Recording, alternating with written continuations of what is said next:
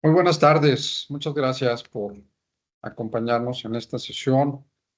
Me da mucho gusto saludarles en esta sesión magistral que vamos a tener en esta ocasión sobre los controversiales temas del control de constitucionalidad, de convencionalidad que está sucediendo con esta parte internacional fundamental, importante de los derechos humanos.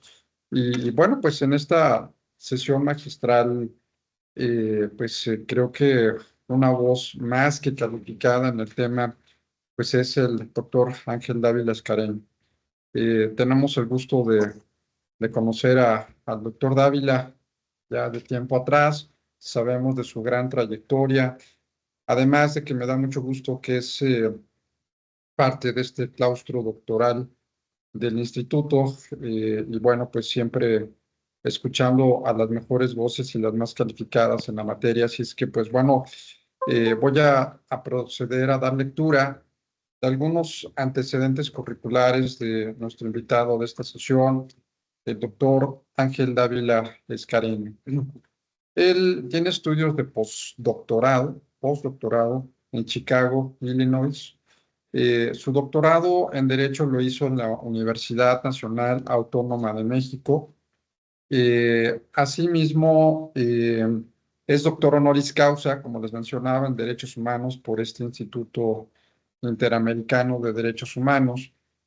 Cuenta con una maestría en Derecho, igualmente por la Universidad Nacional Autónoma de México, maestría en Derecho Penal por el Instituto Nacional de Estudios Penales, una especialidad en Administración y Procuración de Justicia por la Universidad Nacional Autónoma de México, licenciado en Derecho por la Universidad Autónoma de Zacatecas, asimismo experto en derechos humanos en diferentes áreas. Ha fungido como servidor público, investigador, académico, cuenta con más de 500 certificados, constancias, diplomados y premios en derechos humanos. Asimismo, ha tomado y ha llevado a cabo programas de capacitación en la Comisión Nacional de los Derechos Humanos, en la Suprema Corte de Justicia de la Nación, en la UNICEF, en la UNESCO, en la Organización de Estados Americanos, entre otros más. Es calificado también como investigador nacional reconocido por el CONACYT, catedrático de la División de Estudios de Posgrado de la Universidad Nacional Autónoma de México. Ha sido conferencista en más de 100 universidades, tribunales, fiscalías y otras instituciones, disertando, bueno, por supuesto, temas de derechos humanos. Y además es autor de muchas obras muy interesantes relacionadas con el tema, que bueno, pues me gustaría que el propio doctor nos hiciera mención de las recientes y más, pues, más cercanas obras que ha publicado, que son muchas, para conocerlas, para saber dónde las podemos adquirir, inclusive como material de consulta. Y pues bueno, pues como ustedes ven, una persona con una gran capacidad, con un gran conocimiento en la materia. Y pues bueno, pues le cedo el uso de la voz a nuestro querido invitado y amigo, al doctor Ángel Dávila Escareño. Adelante, te escuchamos con toda atención, Ángel. Bienvenidos. Déjame si me salgo de eso.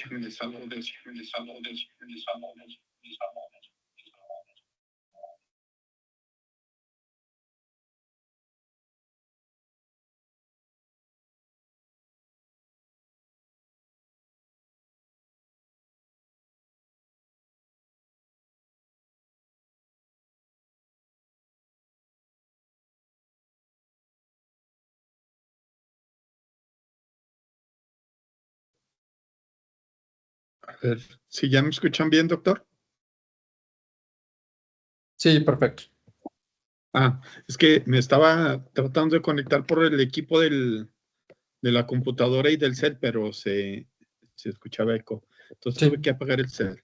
Pues, ok, adelante. muy agradecido con el doctor Sergio por la invitación que me ha hecho para compartir con ustedes este tema tan importante que es el tema precisamente de los derechos humanos en el ámbito internacional con los temas de los controles que tenemos en el sistema jurídico mexicano y en el sistema OEA, como son el control de convencionalidad en sede interna, ex oficio, y el control convencional en sede internacional. Y bueno, cómo estos controles se relacionan precisamente con los controles constitucionales, que son prácticamente el fundamento del control convencional. Sin los controles constitucionales, pues prácticamente los controles convencionales no serían nada o no tendrían una conformación sólida y eficaz. El control constitucional de cada país, pues es precisamente lo que le da esta eficacia a los controles. Nosotros, como bien lo dijo el doctor Sergio, pues hemos escrito varias obras. Los libros más recientes que tengo sobre esos temas, pues son el Manual de Derechos Humanos, que es precisamente Manual de Derechos Humanos, Controles de Constitucionalidad y Convencionalidad, que acabo de coordinar. Lo prologó el doctor Eduardo Ferrer MacGregor y el ministro presidente de la segunda sala, el ministro Alberto Pérez Dayán. Y bueno, también publicó otra obra un poco más compacta, que es el análisis crítico del control convencional, conformación, fundamento, conformación y efectos, que es un libro un poco más práctico, trae los casos más emblemáticos de la Corte Interamericana y sobre todo los referentes al control convencional. Y una obra un poco ya más clásica, la competencia jurídico-política de la Corte en controversias constitucionales, pues esta habla de las reformas al Poder Judicial Federal, las principales reformas, las reformas al amparo, obviamente las reformas a la ley de amparo también, a la reglamentaria, y por supuesto al control de constitucionalidad, que como les decía, pues es el fundamento de los controles convencionales. Y por supuesto la obra más vendida, que fue, pues vamos a decir, un bestseller prácticamente, que fue la obra de la jurisprudencia en México.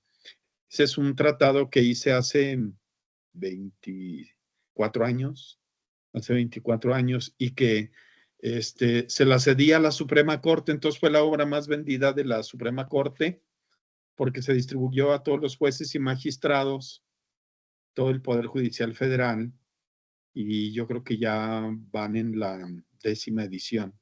Prácticamente fue la obra más vendida de la Suprema Corte, pues yo soy el autor. Desafortunadamente se la cedí a la Corte porque pues yo en aquel tiempo era franciscano, no me interesaban las cuestiones económicas y aparte pues no me quedó de otra más que cederla, porque hagan de cuenta que me invitaron a un café en Starbucks y yo acepté, y luego me dieron un reconocimiento en Revolución. Fueron varios ministros, el ministro Aguinaco, que estaba en retiro, el ministro Castro y Castro, que también se retiraba en esa época, los directores generales de la Suprema Corte de Justicia de la Nación, sobre todo la de Cielito Bolívar de compilación, Diana Castañeda de Casas de Cultura, y bueno, iban grandes personalidades y me dieron un reconocimiento, me dieron en aquel entonces 700,000 pesos, una compact, y bueno, todo lo que me daban yo lo estuve aceptando, y luego ya después me dijeron que si le cedía la obra. Entonces, como acepté todo, pues ya no me quedó otra más que ceder la obra. Entonces, no anden aceptando cafés en Starbucks, no anden recibiendo dinero, ni regalos, ni premios, porque luego, como vulgarmente se dice, ¿verdad? Flojito y cooperando, pues ya la tuve que ceder, pero fue una obra muy, muy vendida en la Suprema Corte. Yo creo que con esa obra me hubiera hecho yo si no millonario, sí rico. Pero bueno, ya lo importante es que nada más cedimos la primera edición y ya estamos por sacar la segunda. Entonces la segunda edición, pues sí, es así, ya ni con café, ni con premios, ni nada se las vamos a ceder, ¿verdad? Porque pues también la Corte tiene que reconocer nuestro esfuerzo como investigadores y como catedráticos, y es importante también que nos den los créditos. Bueno, a mí me dieron el crédito, me dieron en aquel entonces el premio Juventino B. Castro y Castro a la mejor tesis doctoral, pero pues sí a cambio de ceder los derechos de la obra para su publicación.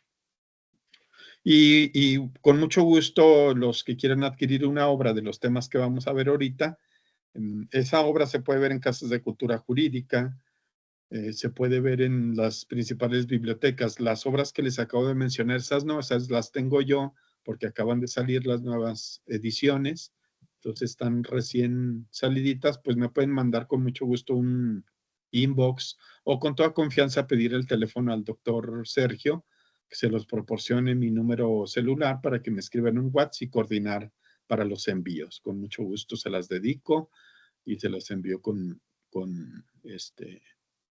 la mayor prontitud posible.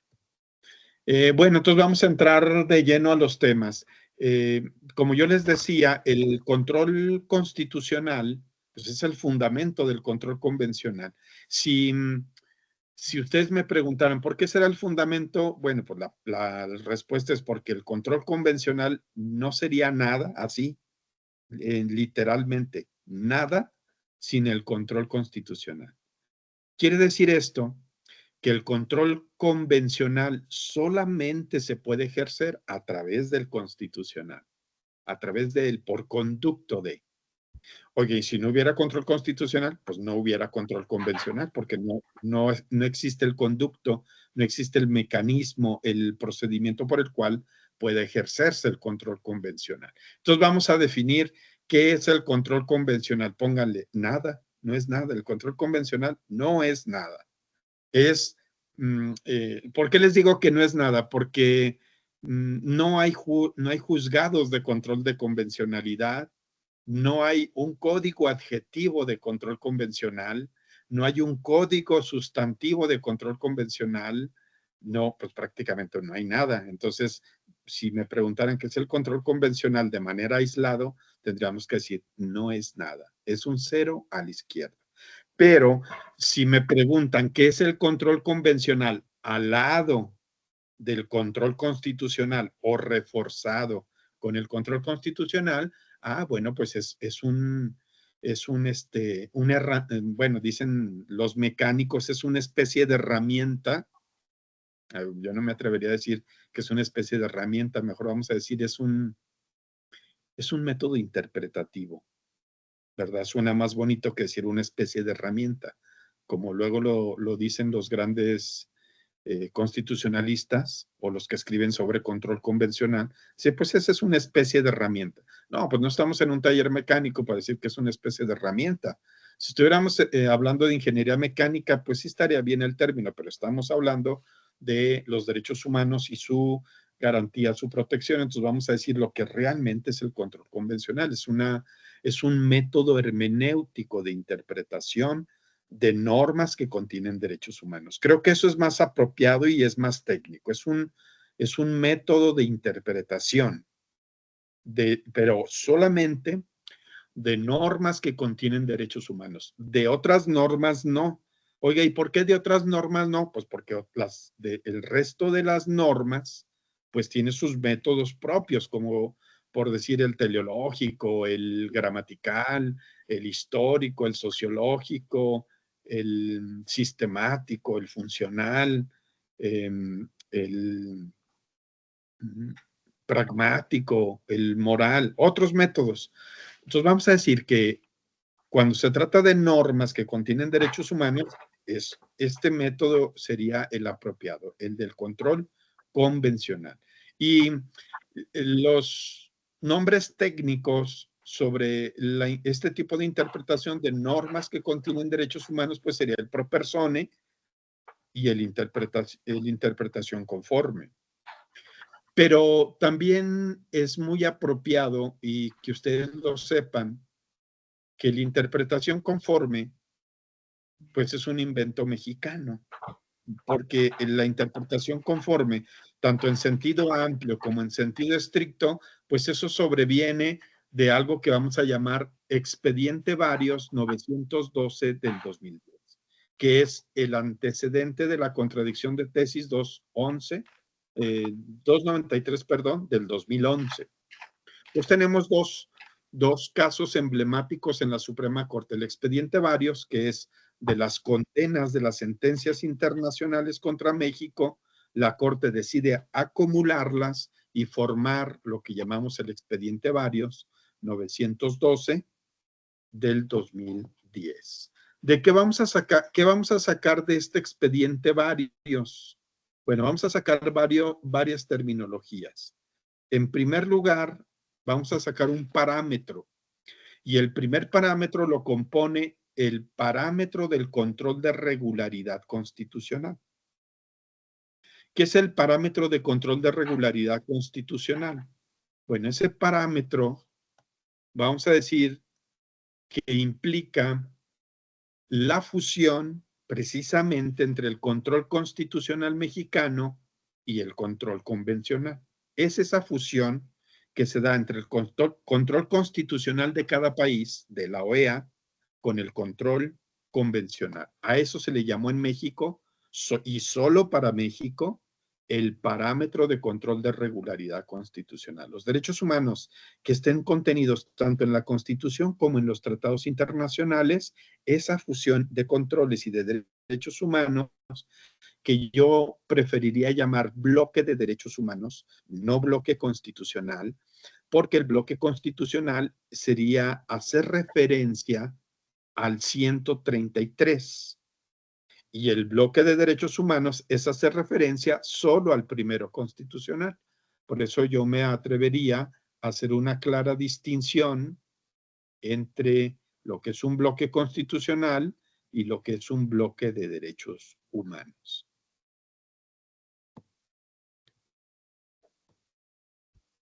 No sé si, bueno, a mí me gustaría que cualquier duda que vayan teniendo, levanten la mano o con toda confianza abran el micrófono para ir aclarando todo esto. Yo creo que sería bueno ir aterrizando punto por punto, pero ahorita nada más les estoy dando esta panorámica para que sepamos de dónde proceden o proviene cada instituto.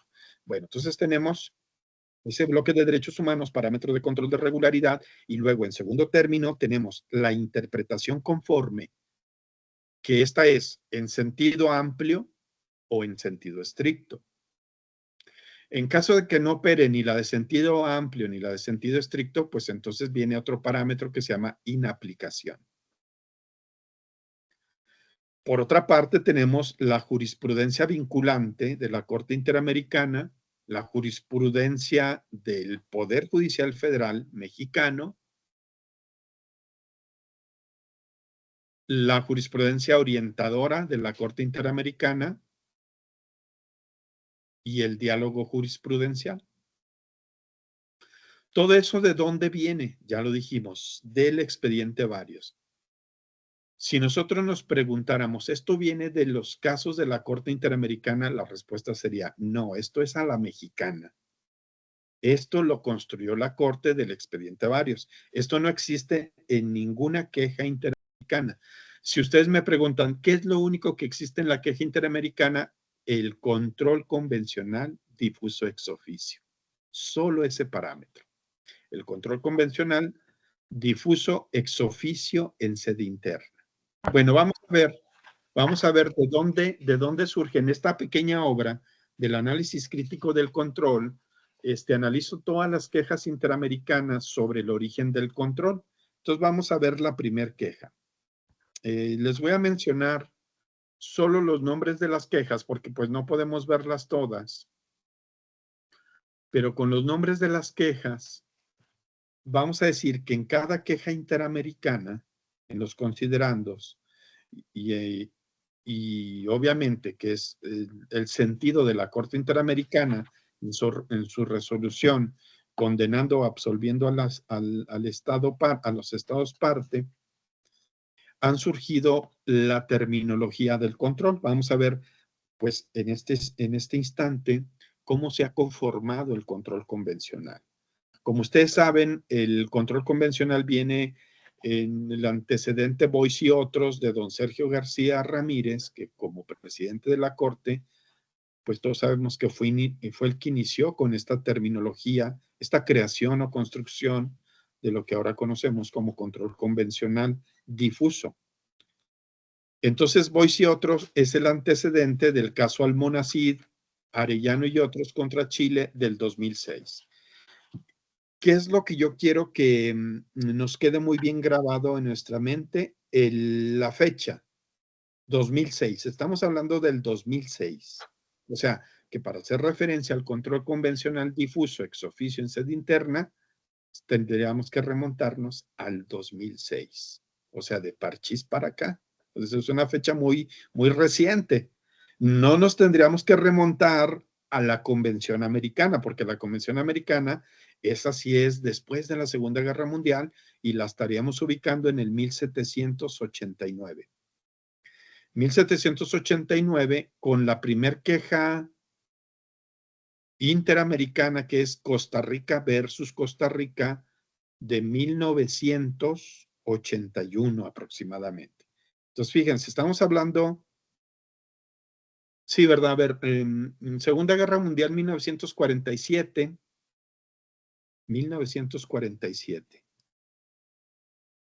México, cuando nos sujetamos a la competencia contenciosa, es con Cedillo, creo que fue en el 2000, en el 96, 2006, no recuerdo, pero es una fecha muy, muy reciente. Entonces, vamos ubicando fechas. Convención Americana, 1900, ¿qué dijimos? Perdón, doctor, disculpe que lo interrumpa. La Segunda Guerra Mundial terminó en 1945. Más o menos, va, pero bueno, ustedes saben que siempre inician antes y terminan después porque, pues ya ven cómo los alemanes empezaron a ocupar ahí, desde Polonia, se fueron extendiendo hasta Rusia, hasta Japón y luego de Japón hasta Asia y, bueno, un caos ahí, pero empezaron antes del 45, obviamente, y andan terminando después del 45. Oigan, la fecha de la Convención Americana es 1900, ¿qué? ¿Alguien se la sabe? 1969 me parece, cuando se adopta, pero Sí, luego tuvimos que habernos adherido y aceptar la competencia sí. contenciosa de la Sí, Corte, bueno, etc. ya la adhesión y sujetarnos a la competencia, eso ya fue con Cedillo, o sea, eso ya es muy reciente, ¿verdad? Pero sí, entonces vamos a anotar 1969. Esa fecha es muy importante, muy importante. Esa es la clave para poder entender todo. La historia es la clave para entender todo. Les voy a decir por qué. Si se nos olvida la historia, si se nos olvida el origen de las instituciones, sobre todo la fecha, la fecha de surgimiento, pues hagan de cuenta que se nos olvidó todo. Todo se nos olvidó. ¿Qué significa eso? Pues que no ubicamos, o sea, no nos estamos ubicando en siglos, en una fecha determinada, sino que nuestra mente dice, no, pues quién sabe cuándo surgiría esto, en dónde surgiría, cómo surgiría. O sea, la fecha es la brújula, es el eje que no debemos nunca perder de vista. Ahora pregunto, ¿cuándo surgió el amparo en México? ¿Alguien sabe?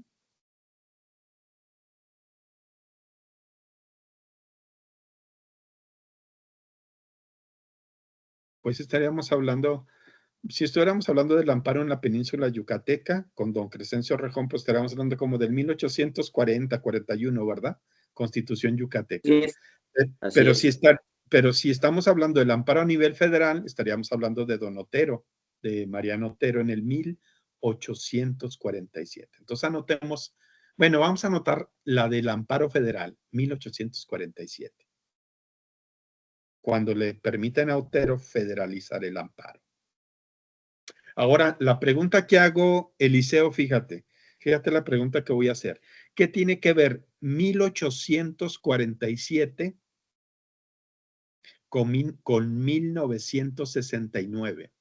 ¿Alguien me puede decir cuál es la relación que existe entre 1969 y 1847? ¿Alguien me puede decir qué relación existe o si hay alguna relación?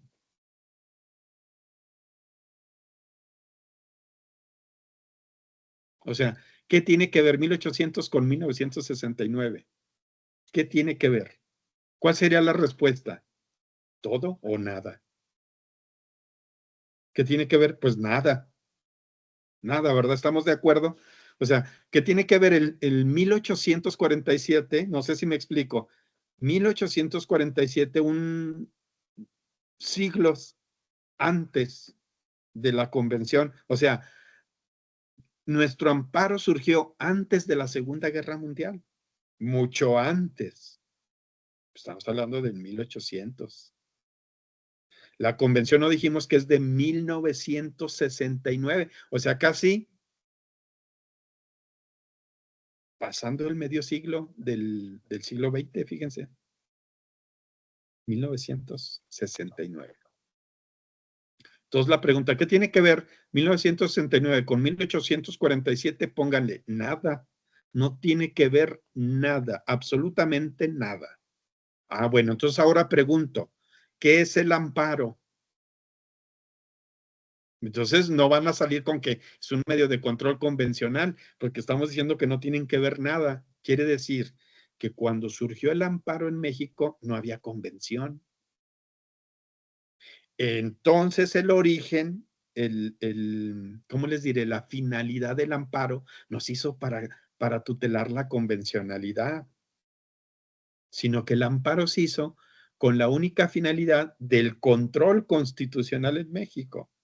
Ni siquiera se pensaba en la convencionalidad. ¿Por qué no se pensaba? Porque todavía ni siquiera existía.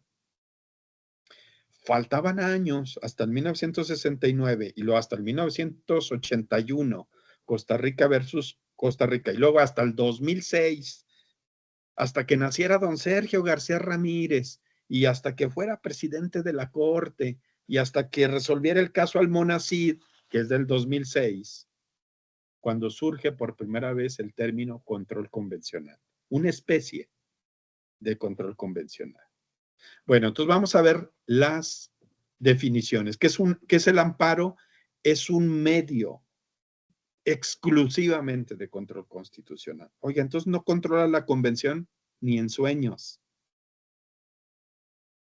No, el amparo no se hizo para controlar la convención. El amparo se hizo para controlar la Constitución. Oiga, que ahora nos sirve para velar por la convencionalidad. Ah, pues sí, nos puede servir para eso y para otras cosas más, para la legalidad, para la convencionalidad, pero el origen del amparo es como medio de control constitucional. Oigan, la cuchara nos sirve el tenedor nos sirve para comernos ahorita en épocas de frío un caldito. Pues sí nos sirve, pero no es para eso, ¿verdad? Lo que es para eso es una cuchara, no un tenedor. Porque pues sí se puede comer caldo, pero pues tardas mucho, ¿no? No hay nada como una cuchara, rápido te comes tu caldito bien calientito. Oye, pero el tenedor te podría servir para eso. Pues sí, sí te sirve, pero no se hizo para eso. No sé si me explico entonces.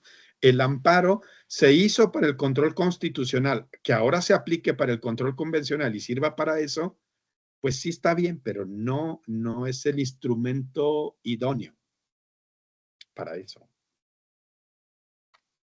Eso es lo que quiero decir en pocas palabras. Les comento esto porque todos los libros de amparo dicen que el amparo es un medio de control constitucional, de legalidad y de convencionalidad. No, el amparo es un medio de control constitucional. De manera indirecta protege la legalidad y ahora también lo usan para la convencionalidad. Pero en el fondo el amparo solo es un medio de control constitucional. Ese es el origen, ese es el fin, para eso se hizo el amparo. Muy bien. Entonces, en el caso Almonacid, en el 2006, se inventa una especie de control de convencionalidad. El término especie de control de convencionalidad en el considerando 124 de Almonacid contra Chile. En el caso Trabajadores Cesados del Congreso versus Perú del 2006, que es el también antecedente de Boyce y otros contra Barbados, se inventa el término ex officio. También habla de una especie de control de convencionalidad y por primera vez escuchamos el término ex oficio en el considerando 128. En el caso Cabrera García y Montiel Flores contra México, estamos hablando ya del 2006, en el considerando 225, bueno, aquí les pongo todas las quejas y cada uno de los considerandos y les pongo lo más importante en la obra. En ese considerando 225 dice la Corte Interamericana, pero cuando un Estado es parte de un tratado internacional como es la Convención Americana, todos sus órganos, incluidos sus jueces, también están sometidos a aquel, lo cual les obliga a velar porque los efectos de las disposiciones de la Convención no se vean mermados por la aplicación de normas contrarias a su objeto y fin. Quiere decir que por primera vez en el caso Cabrera García y Montiel contra México se inventa el término órganos, incluidos todos sus jueces. En el caso Hellmans contra Uruguay del 2011, que yo creo que el caso Hellmans es el caso más importante. No es Rosendo Radilla. No, el caso más importante es Hellmans. Porque en el caso Hellmans, en el considerando 87, la Corte reitera el tema de las sentencias que producen sus efectos de cosa juzgada. Entonces inventa el término cosa juzgada. Se inventa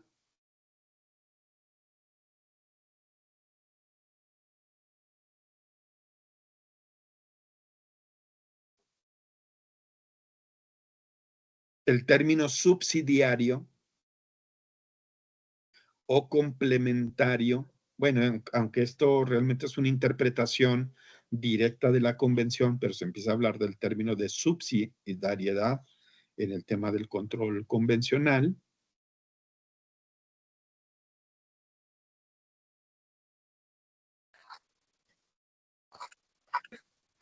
Se inventa también, obviamente se confirma el término ex oficio, se confirma el término control de convencionalidad, se empieza a hablar por primera vez de ese término control de convencionalidad entre normas internas y la convención.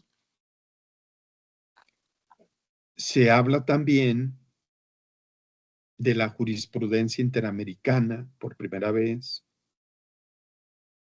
Se habla de otros tratados internacionales, es decir, de un parámetro.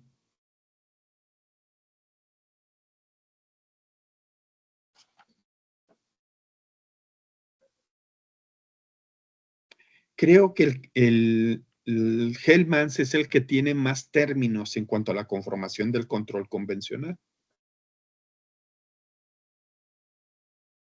En el caso Liakant Ali Alibux contra Surinam del 2014, pues se habla también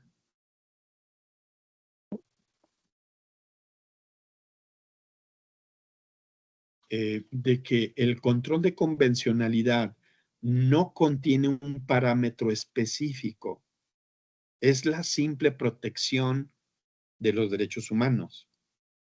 ¿Qué significa que no tiene un parámetro específico? Pues que ningún país de la OEA, ninguna Corte Suprema o ningún tribunal constitucional puede poner un parámetro para el ejercicio del control, porque no establece un parámetro.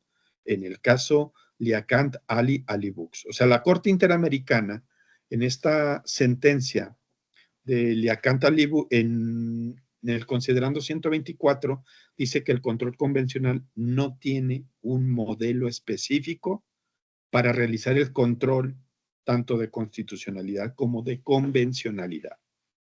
¿Qué significa esto? Pues significa que el expediente Varios 912 del 2010 de nosotros, pues es inconvencional, porque ese expediente nos pone un parámetro. ¿Cuál es ese parámetro? La interpretación conforme en sentido amplio, la interpretación conforme en sentido estricto, la inaplicación, la obligatoriedad de la jurisprudencia del Poder Judicial Federal mexicano, la obligatoriedad de la jurisprudencia interamericana y la inaplicación. O sea, y el control de regularidad, constitucionalidad, ese parámetro que surge de la 912 del 2010 mexicano, pues va en contra del caso Liacant Ali Books, que dice la Corte que el control convencional y constitucional no tienen un modelo específico, o sea, un parámetro. Es la simple aplicación protectora de los derechos humanos. O sea, México, ¿qué dice?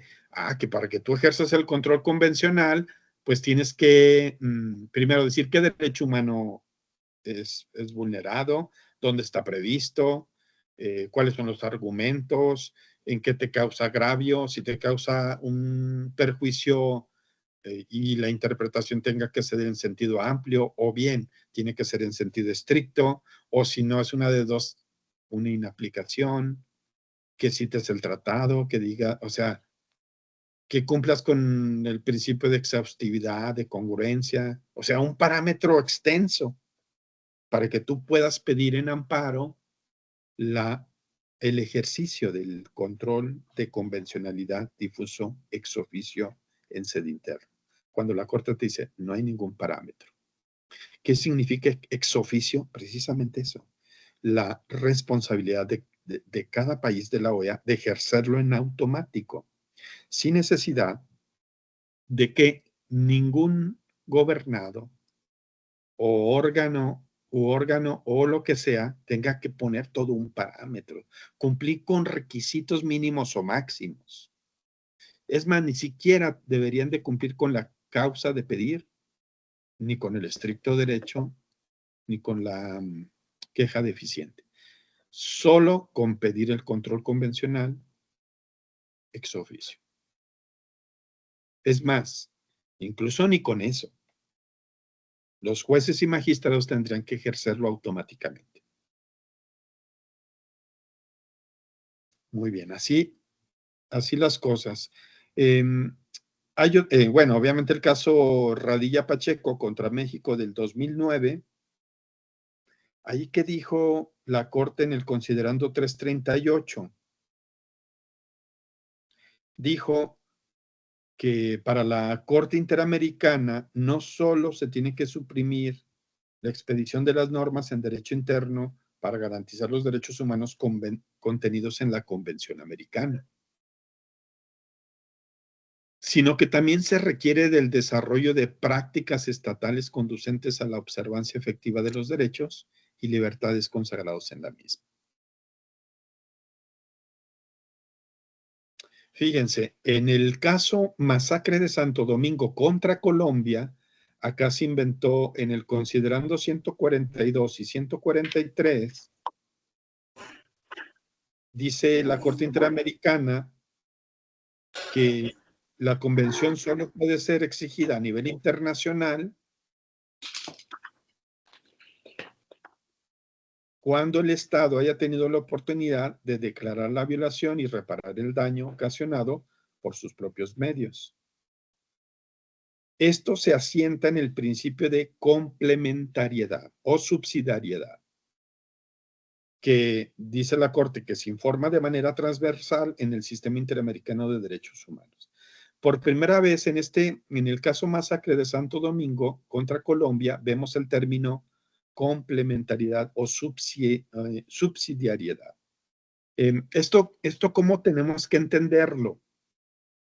Bueno, tenemos que entender que el control constitucional tiene o la Constitución se defiende de manera subsidiaria como un autocontrol y de manera directa. O sea, el control constitucional en el derecho interno es autocontrol constitucional, o se llama defensa de la Constitución subsidiaria o indirecta y defensa directa.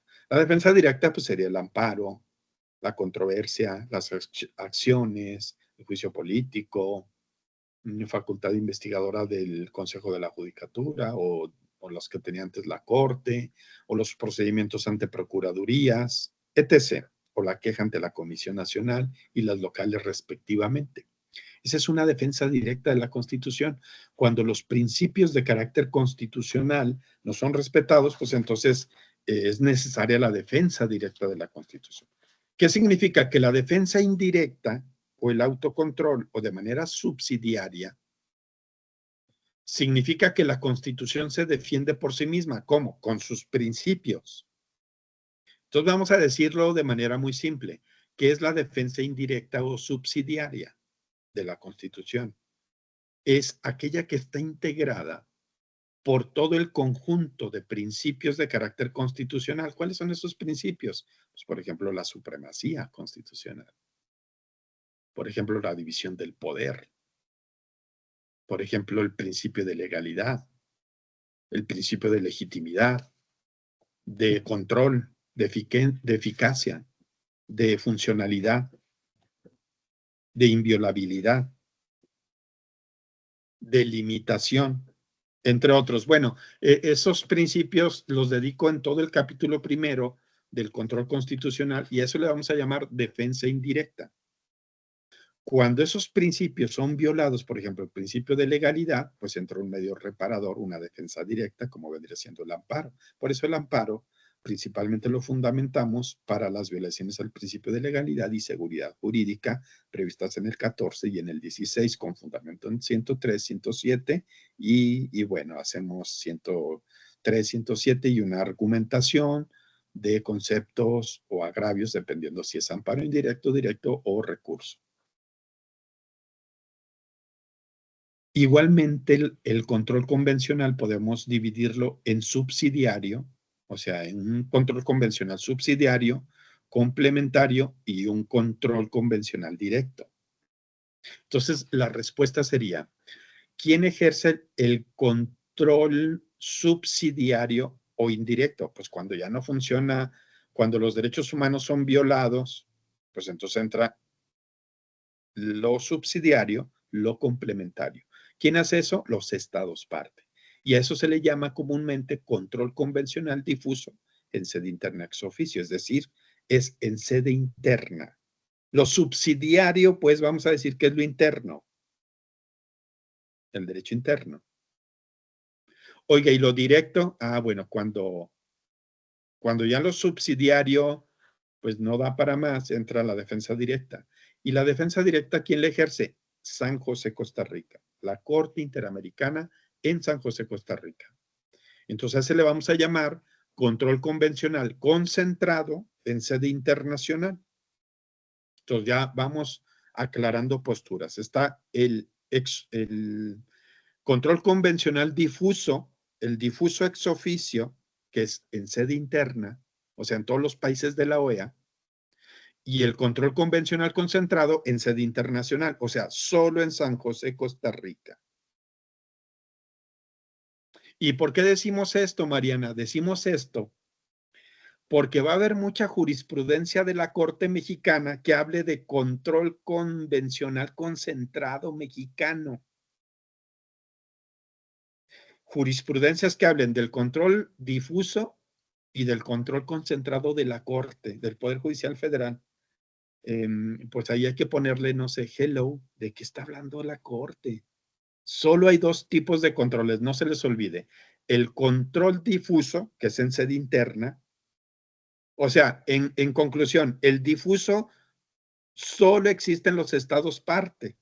No existe en ningún otro lado. El difuso es de los estados parte y se llama especie de control de convencionalidad difuso en sede interna ex officio. ¿Quién lo ejerce? Solo los estados de la OEA. ¿Cómo lo ejercen? Ya dijimos, de manera subsidiaria. Bueno, de manera indirecta de lo subsidiario, o no sé cómo podríamos decirlo ahí, como accesorio de lo accesorio. Porque resulta que el control convencional concentrado tampoco es originario, ni directo. Vamos a decir que también es subsidiario. Ah, bueno, entonces vamos a decir que, lo vamos a decir de manera muy simple. El control que ejerce la Corte Interamericana, ¿cómo es? ¿Complementario o subsidiario? Oiga, entonces el que ejercen los estados parte, que es una especie de ese. Fíjense, todavía es una especie. Entonces, como si dijéramos, es una subespecie del subsidiario. No sé si vamos bien. Bueno, creo que vamos muy mal. Vamos muy mal. ¿Por qué? ¿Por qué les digo que vamos muy mal? Porque son cuestiones muy complicadas de entender. Entonces lo voy a hacer de manera más precisa. Dijimos que el control difuso no es nada, porque no hay proceso, no hay juicio, no hay jueces, no hay reglas, no hay nada. Porque es una especie de aquel. Oigan, ¿y aquel sí tiene reglas? Sí, aquel sí. El de San José, Costa Rica, el de la Corte Interamericana, sí tiene reglas. Oiga, entonces ese es un proceso, sí, se llama queja interamericana. ¿Estamos de acuerdo? Entonces, aquel sí es una queja, aquel sí es una jurisdicción internacional. Pero esa jurisdicción internacional, ¿de qué naturaleza es? Vamos a decir, es subsidiaria o complementaria. Oiga, ¿y por qué subsidiaria o complementaria? ¿Alguien me puede ayudar a leer el preámbulo de la convención?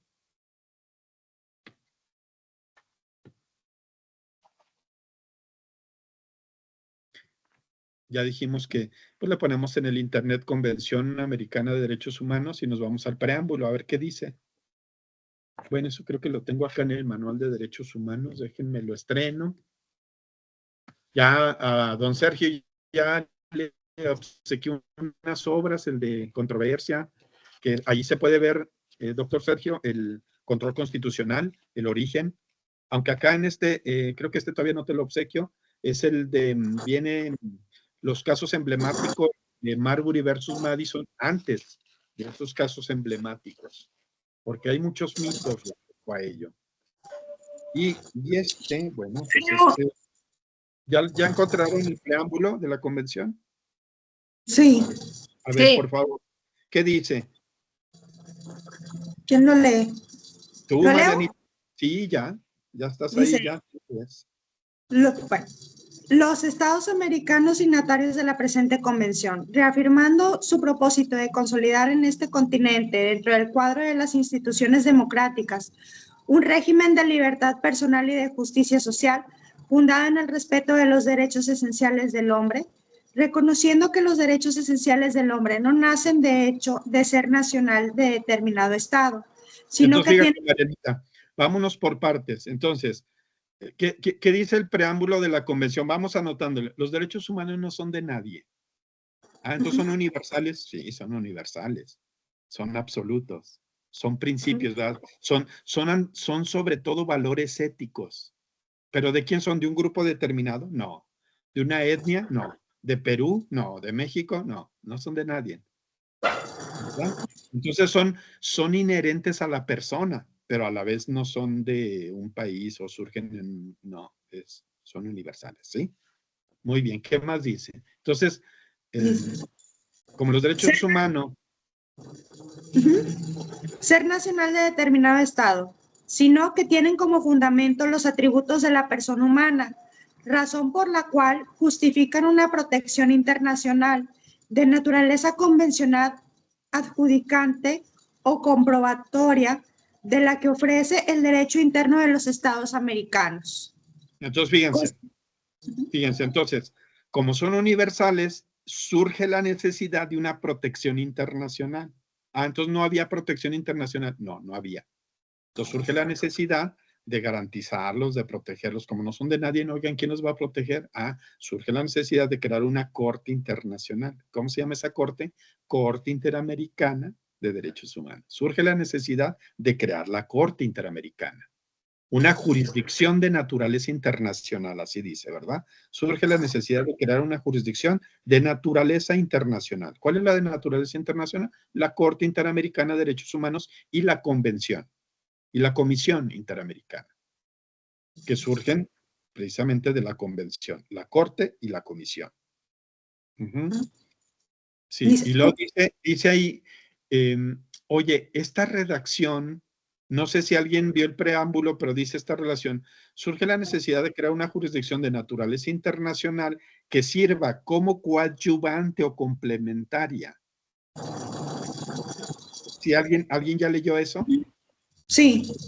Muy bien, entonces vamos a anotar que sirva como coadyuvante o complementaria a la que los estados parte ya realizan. Bueno, entonces, no sé si queda claro, pues, Marianita, el preámbulo nos hace referencia a 3 cosas muy simples. Los derechos humanos son universales, no son de nadie, no nacen de ser nacionales o de un estado, de un grupo, de una etnia, son universales. Pues como son universales, ya llevamos uno, son universales los derechos humanos. Surge la necesidad de protegerlos. Entonces surge la necesidad de crear una jurisdicción internacional, la Corte Interamericana y la Comisión. Esta Corte funciona de manera coadyuvante o subsidiaria o complementaria. Entonces, fíjense de qué naturaleza es la Corte Interamericana, de manera coadyuvante o subsidiaria o complementaria. ¿A quién complementa o a quién subsidia? A la que los estados parte ya vienen realizando. Oye, entonces nosotros ya veníamos realizando la protección de los derechos humanos. Pues no les digo que nuestro amparo es de 1847. Y ya veníamos, desde antes de la convención, nosotros ya veníamos con el amparo de lo que dábamos.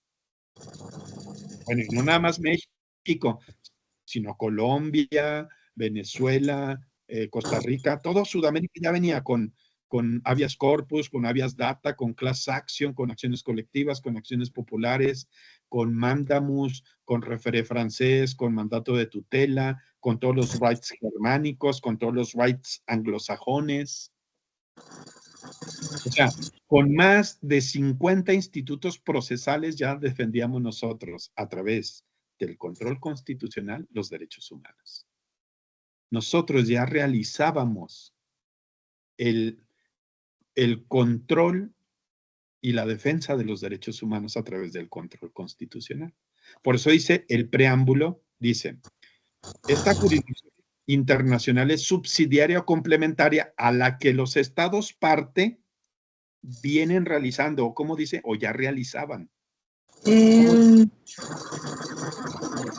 Es de naturaleza convencional, coadyuvante o complementaria de la que ofrece el derecho interno de los estados americanos. De la que ofrece el derecho interno. O sea, esta va a ser complementaria, coadyuvante a la que ya ofrecen, fíjense, ya ofrece el derecho interno. ¿Cuál ya ofrece el derecho interno? ¿Alguien me puede decir qué protección ya ofrecía el derecho interno en toda la OEA? ¿Alguien me puede contestar esa pregunta? Imagínense que yo dijera, bueno, esta charla, o no sé qué sea, Sergio, charla, plática, materia, o no sé qué sea, que yo les diga, los voy a evaluar con una pregunta. En la OEA, ¿cuál es lo que ya ofrecía el derecho interno en toda la OEA? ¿Cuál sería la respuesta? ¿Qué me responderían ustedes si yo les hiciera la pregunta? ¿Qué es lo que ofrece el derecho interno en toda la OEA?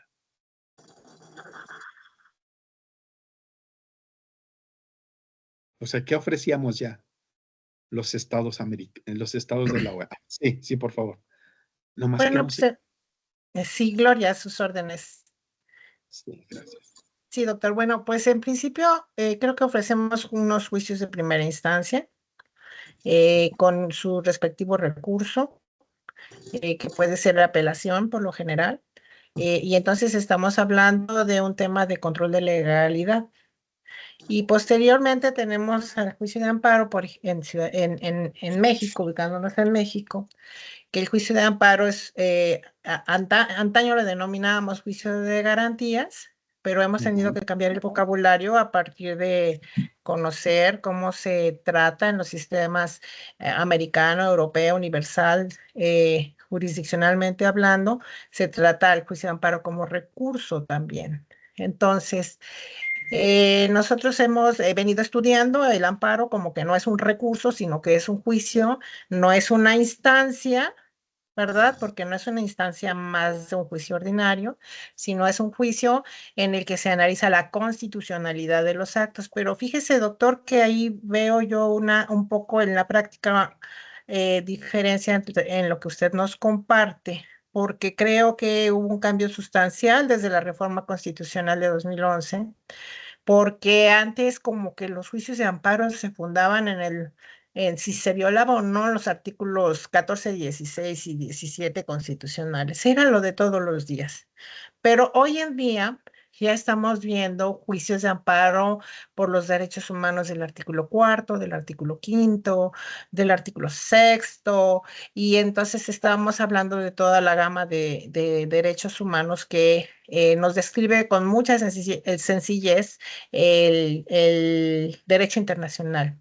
Entonces, creo que realmente juzgando en materia de derechos humanos, y desde el juicio de amparo, al menos, y las acciones de inconstitucionalidad y las controversias constitucionales, lo estamos haciendo ya como gremio desde la reforma de 2011. Antes como que nos enfocábamos nada más a ver si estaba bien fundado o no lo estaba, bien fundado y motivado una resolución, si habías valorado o no pruebas, si la resolución o el acto de autoridad cumplía con los requisitos o formalidades esenciales del procedimiento, ¿verdad? Pero ya analizar los derechos humanos en lo general y después llevarlos al contexto de un caso en particular, no tenemos mucho tiempo haciéndolo. Y si lo hacíamos, no éramos todos los juzgadores. Sí, sí, excelente. A ver, ¿alguna otra respuesta diferente a la de Gloria? ¿Qué ofrece el derecho interno de toda la OEA? Yo creo que la respuesta es muy sencilla, ¿verdad? Lo único que ofrecen los estados de la OEA antes de la convención, porque dice, esta funcionará de manera coadyuvante o complementaria a la que el derecho interno ya ofrece. Oiga, ¿qué ofrece el derecho interno? Vamos a poner el control constitucional. Oigan, pero ¿qué control constitucional ofrece cada estado de la OEA?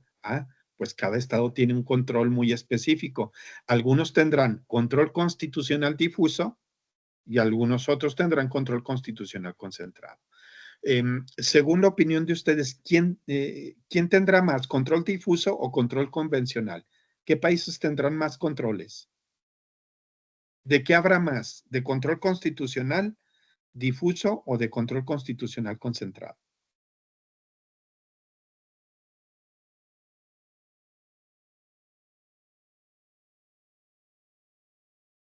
Pienso que concentrado, doctor.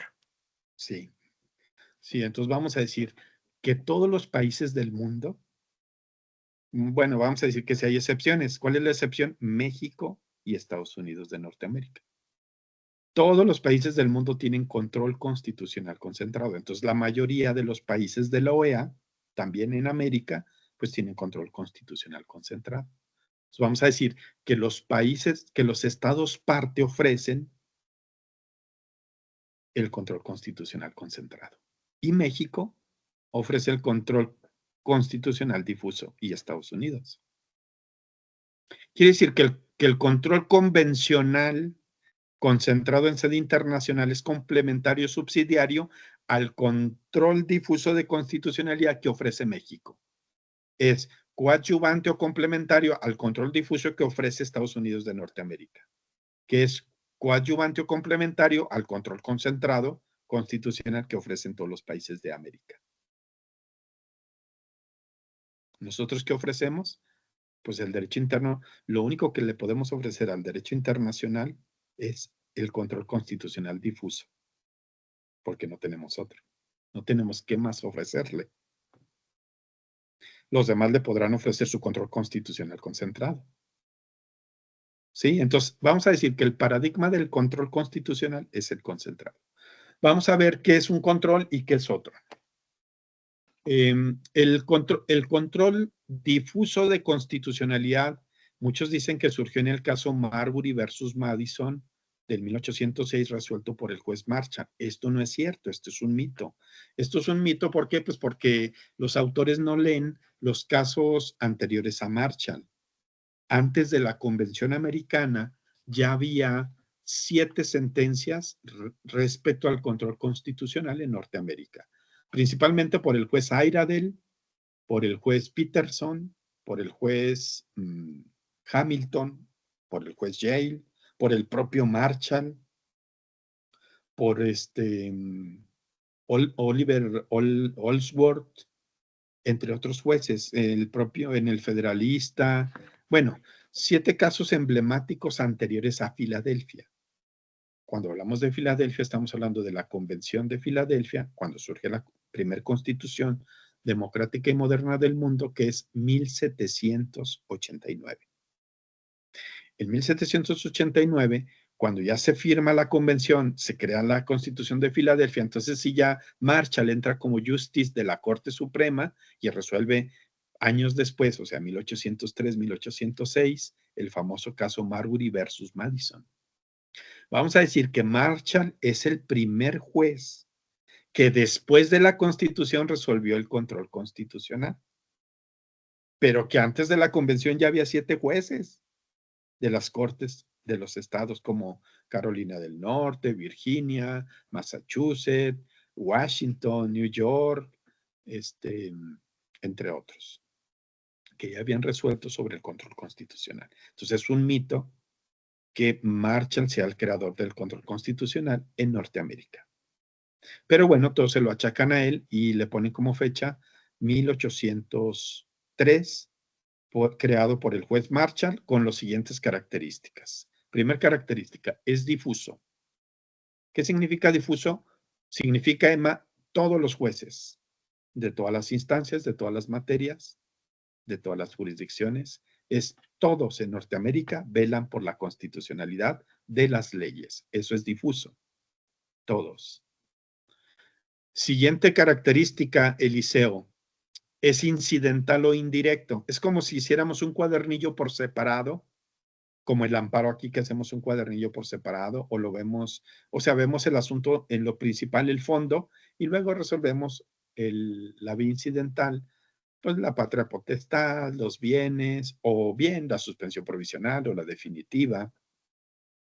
Entonces, por separado, es incidental o indirecto. Entonces, los jueces en Norteamérica ven el fondo y de manera incidental ven la inconstitucionalidad de una ley o de algún artículo. Entonces, por vía incidental o por vía indirecta.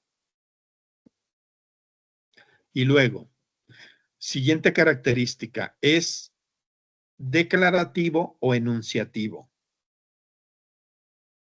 Y última característica, tiene efectos interpartes. La sentencia es para las partes solamente. Entonces es difuso, incidental o indirecto, declarativo o enunciativo y sentencias con efectos interpartes. Tiene 4 características. ¿A eso cómo le vamos a llamar, Alejandro? Le vamos a llamar auténtico y verdadero control difuso de la constitucionalidad. ¿Qué es un control difuso de la constitucionalidad? El que tiene esos 4 elementos. Difuso, todos los jueces. Incidental o indirecto. Declarativo o enunciativo y sentencias interpartes. Ese es un auténtico y verdadero control difuso de constitucionalidad.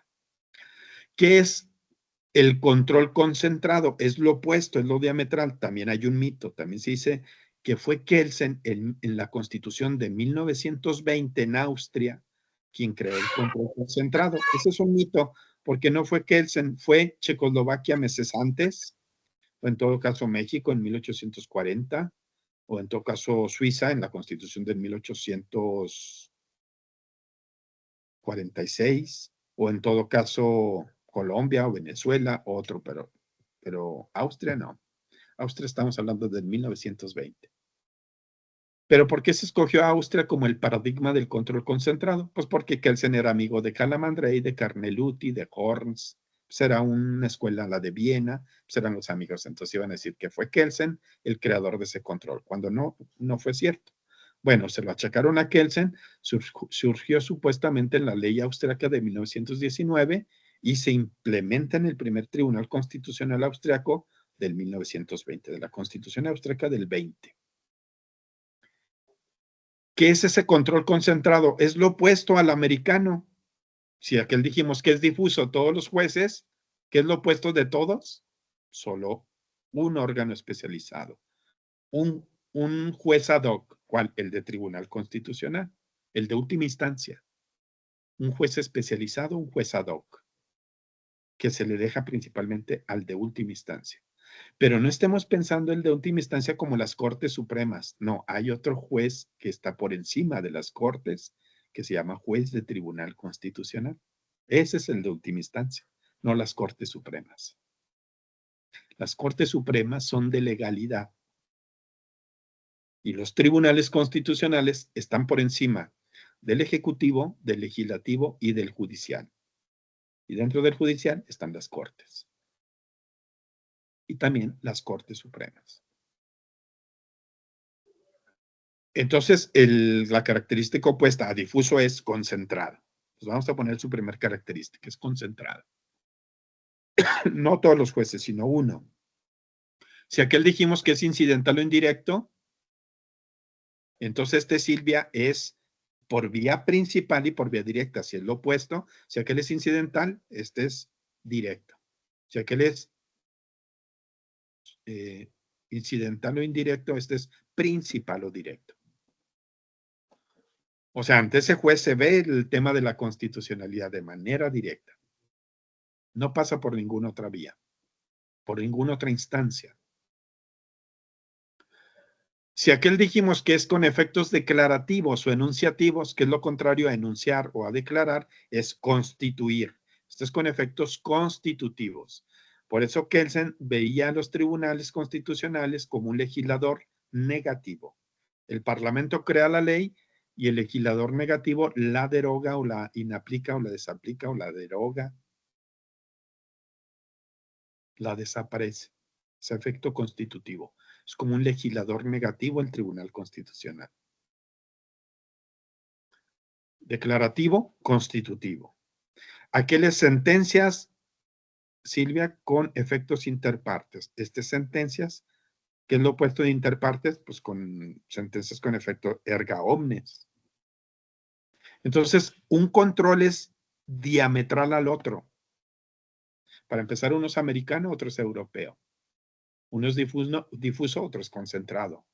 Uno es interpartes, otro es erga omnes. O sea, son como el agua y el aceite, no se llevan, aunque controlan lo mismo la Constitución. El paradigma del control en el mundo es el concentrado. Por eso, como bien lo dijo Gloria, todos los países del mundo, con excepción de Estados Unidos y México, tienen control concentrado. Y algunos tienen controles mixtos, pero muy pocos. Creo que Argentina, pero ya migró al concentrado y ya nada más quedó México, con tintes mixtos. Muy bien, entonces ese es un sistema de control constitucional difuso y este es un sistema de control concentrado. Esos dos controles le dieron fundamento a los controles convencionales. Se copió el término difuso para el control convencional difuso en sede interna ex oficio y se copió el término concentrado para el control convencional en sede internacional.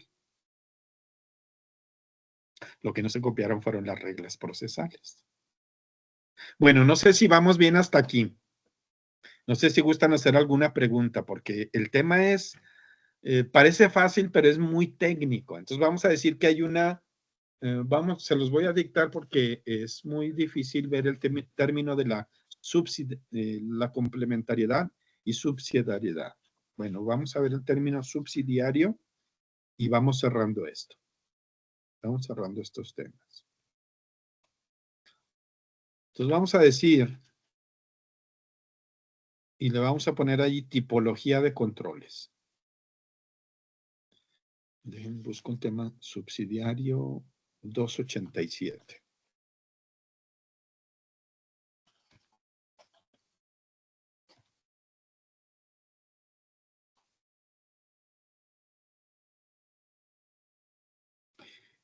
Si yo les pregunto, ¿el control constitucional difuso es originario? Sí, porque dijimos que es de norteamericano, allá surgió, es originario, es primario. Entonces vamos a decir, vamos a poner como número 1, el control constitucional difuso, ¿qué es original? Es primario.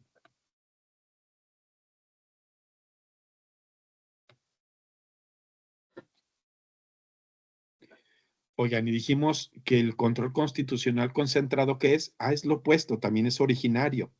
Es un modelo, es un paradigma original. Es un diseño original o primario también. Y es el opuesto del americano. Uno es americano y otro es continental europeo. Uno es americano o Marshall y otro es austriaco-kelseniano. Uno es juez Marshall, otro es juez Kelsen. Entonces, el control convencional es concentrado. Y yo pregunto, ¿el control convencional concentrado es primario o subsidiario?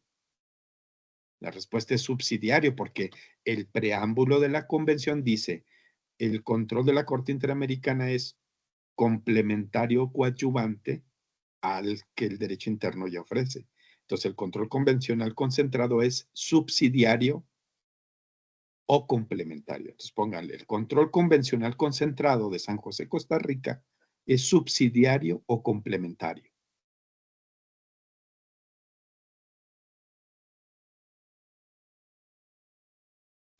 Ahora, el control convencional difuso.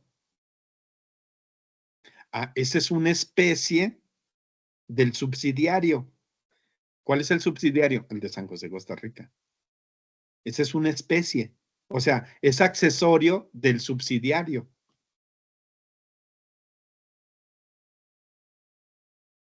Entonces vamos a decir que es una especie del subsidiario y a su vez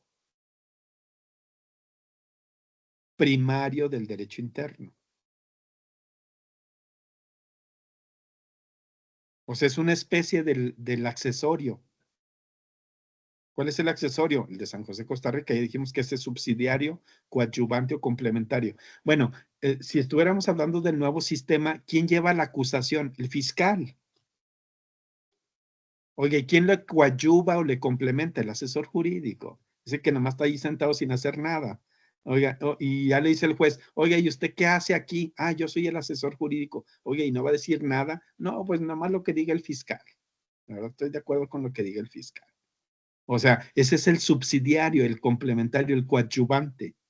Es como decir, oiga, ¿usted qué hace? Pues no hago nada y por las tardes descanso. ¿Y usted qué es? No, yo soy su ayudante, ¿no?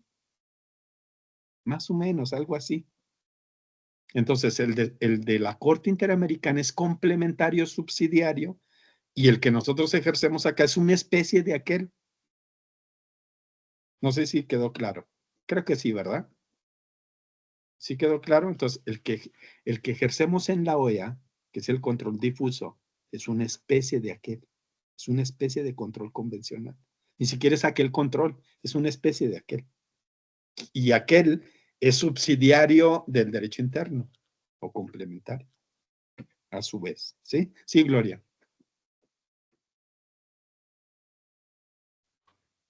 Yo estoy, bueno, hemos venido entendiendo el tema de la subsidiariedad o la complementación del sistema americano, como a partir de que si no agotas los recursos internos, entonces no puedes ir a la sede del americano. Es decir, si no agotas los juicios, que hablemos del caso México, que México te ofrece en materia de impartición de justicia de cualquier derecho, entonces no podrás ir a la Corte Interamericana o entrar a la comisión. Es decir, ejemplo, el caso Castañeda Guzmán no tuvo recurso para poder defender su candidatura independiente. Entonces, ¿qué fue en materia del juicio que llevó a sede interamericana? Pues no fue si su candidatura era o no viable, fue el que no hubiera un recurso efectivo. Entonces, pero para eso, ¿qué tuvo que hacer? Promover un recurso y que se lo desecharan Oye, para Gloria. que hubiera una interpretación. Mande. Oye, nomás no vayas a estar como un amigo magistrado de Mexicali que me dijo, oiga, doctor, yo no estoy de acuerdo con sus argumentos. Le digo, ¿y por qué? Porque en un libro que se llama La jurisprudencia en México, dice esto, esto y esto otro, es todo lo contrario a usted. Le digo, pero usted sabe quién hizo ese libro y esos argumentos, dice, pues sí, la Suprema Corte. Digo, pero hubo algún autor, no creo que los ministros se pongan a escribir o tengan tiempo de hacer eso. Ah, ¿a poco fue usted? Sí, pues fui yo. Entonces no se vale que me contraargumente con mis mismos argumentos. Entonces me dijo, no, ay, discúlpeme, le voy a invitar una botella de vino y vámonos a cenar. Ah, bueno, sí, sí. Sí, sí. Pues me Sí, estaba contraargumentando con mis mismos argumentos. Pues no se vale, ¿verdad? Me decía, no estoy de acuerdo con usted lo que dice porque este libro dice esto otro. No, digo, pues ese es mi libro y son mis argumentos, no me los copie, ¿verdad? Bueno, sí, bueno, digo esto, Gloria, porque yo fui el que llevé el caso Goodman. sí. Pero a lo Bueno, que me refiero es que fue ah, primero probar el sistema yo fui, nacional yo fui y que el te que asesoré. desecharan. Yo fui el que Ajá. asesoré a Jorge Ulises Carmona de Jurídicas, yo fui el asesor en materia jurisprudencial. Cuando yo conocí a Jorge Ulises Carmona Tinoco, cuando él era discípulo de Fix Zamudio, él se basó en mi obra para hacer su tesis de maestría o doctorado y me quería conocer, pero yo en aquel entonces tenía como 20 y tantos años. Entonces él quería ver un viejito así como, pues no sé, Cipriano Gómez Lara, Carlitos Arellano, Burgoa, no sé qué se imaginaba él. Y entonces cuando me conoció yo era más joven que él. En ese entonces estaba de jefe de la división de posgrado de la UNAM, Leonel Armenta, que recomendé después con mi amiga Margarita Luna Ramos para director de Casa de Cultura de Tuxtla. Tiene poco que falleció, desafortunadamente. Un gran doctor, una gran personalidad y un gran amigo. Y cuando me conoció, pues no creía, pensaba que lo estaban bromeando ahí en el posgrado. Me dicen, pues mira, él es el doctor Ángel Dávila.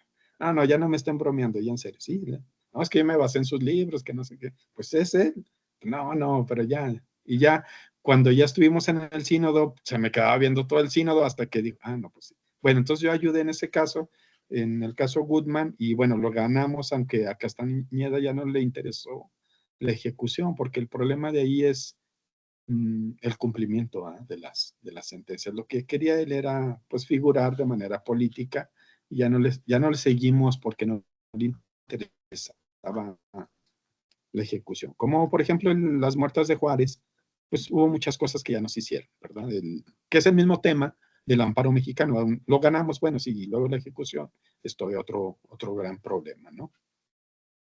Pues nos fue muy bien ahí en ese juicio Goodman, y luego me contrataron para el caso Chiapo, pero desafortunadamente cuando yo estaba en Juárez, dan de cuenta me ven hoy y al siguiente día se llevan al Chapo de Ciudad Juárez, precisamente. Yo estaba en Juárez impartiendo una conferencia en el INE, fueron los abogados del Chapo, querían que fuera con Emma a Washington, y pues yo la verdad no quería ir porque me iban a ubicar como abogado del Chapo, y luego pues Emma, pues la verdad no sé si está guapa o no, ¿verdad? No me interesa mucho eso, pero, y yo tampoco estoy de mal ver, no, dije problemas, no. Entonces dije que no, los asesoré, no les cobré nada, a Cuco, digo, páguenle a Cuco, lo que quieran pagarle, pero desafortunadamente la asesoría ya fue muy tarde porque querían que interpusiéramos la queja interamericana, pero hagan de cuenta me ven hoy y al siguiente día se lo llevan a Estados Unidos, del penal de Juárez, precisamente. Ya no se pudo hacer nada. Y ahorita traigo la queja Aldo Rico, esa ya pasó, ya está en Washington.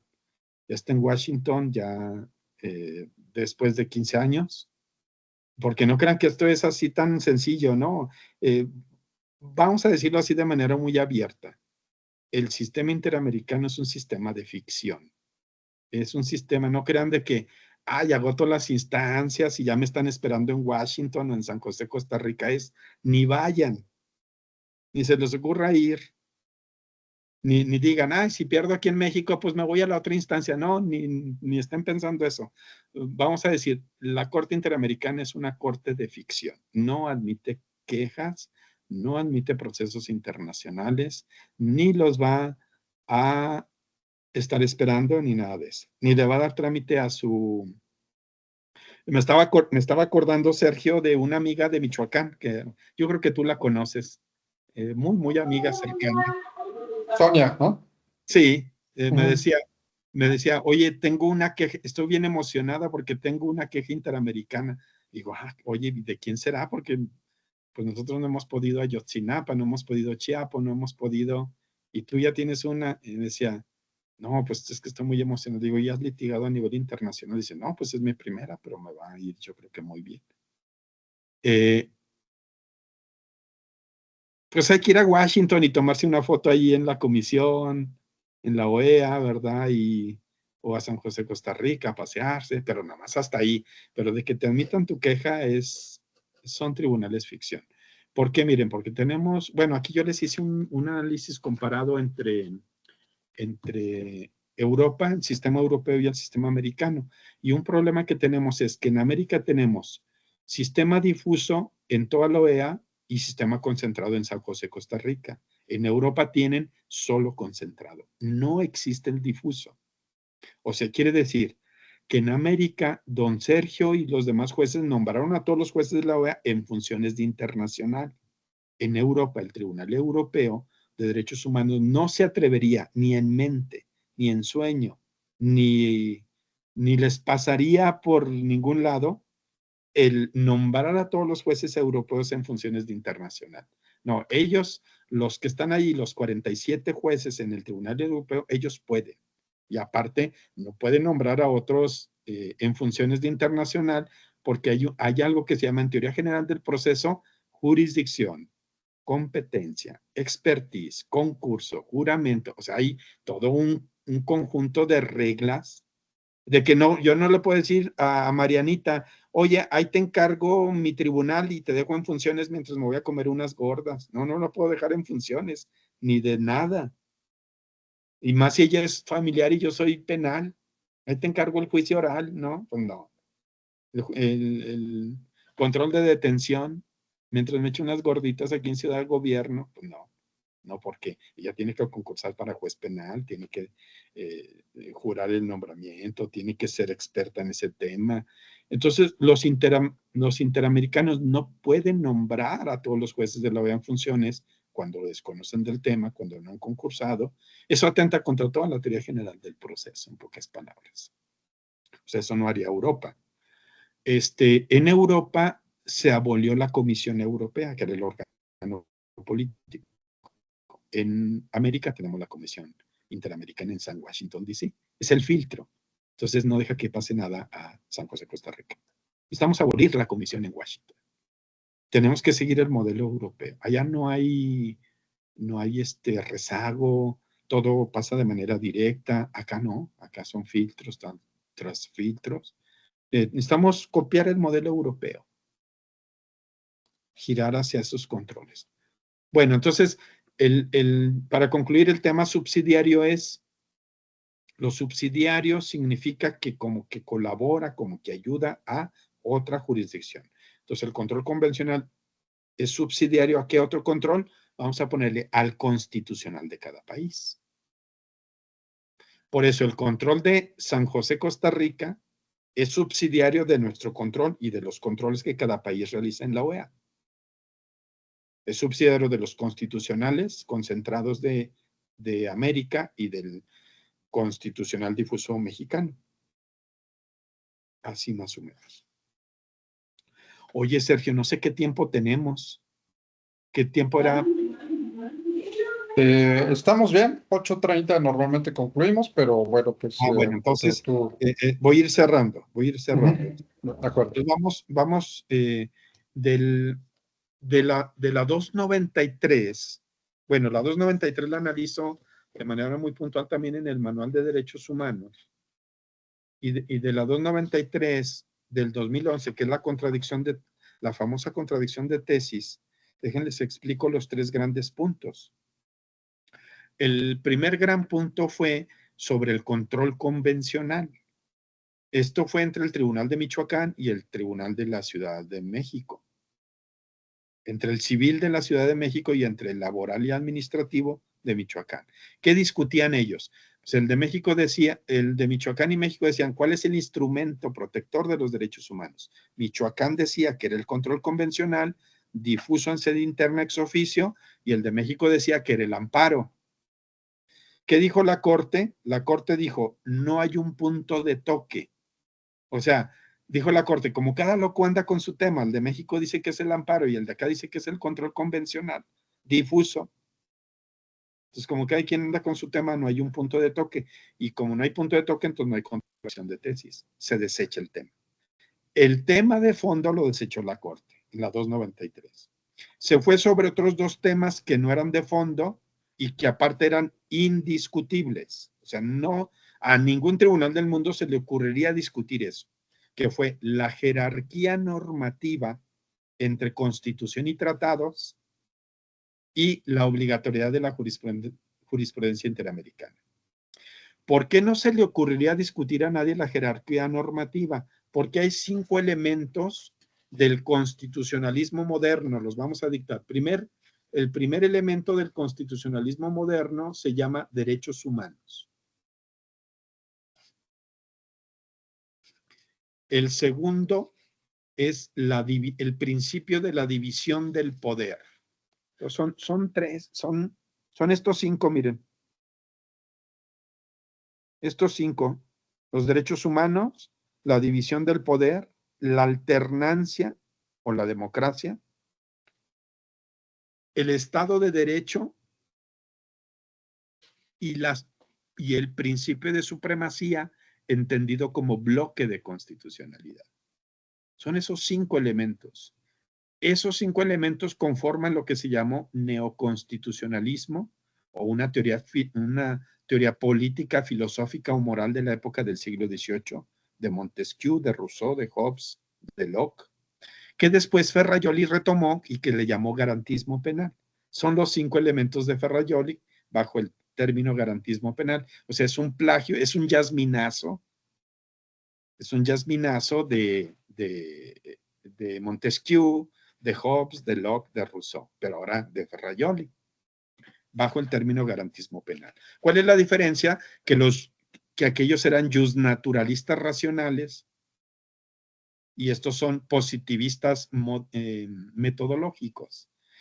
Bueno, pero ya ven que ahora el LGB y no sé qué y más.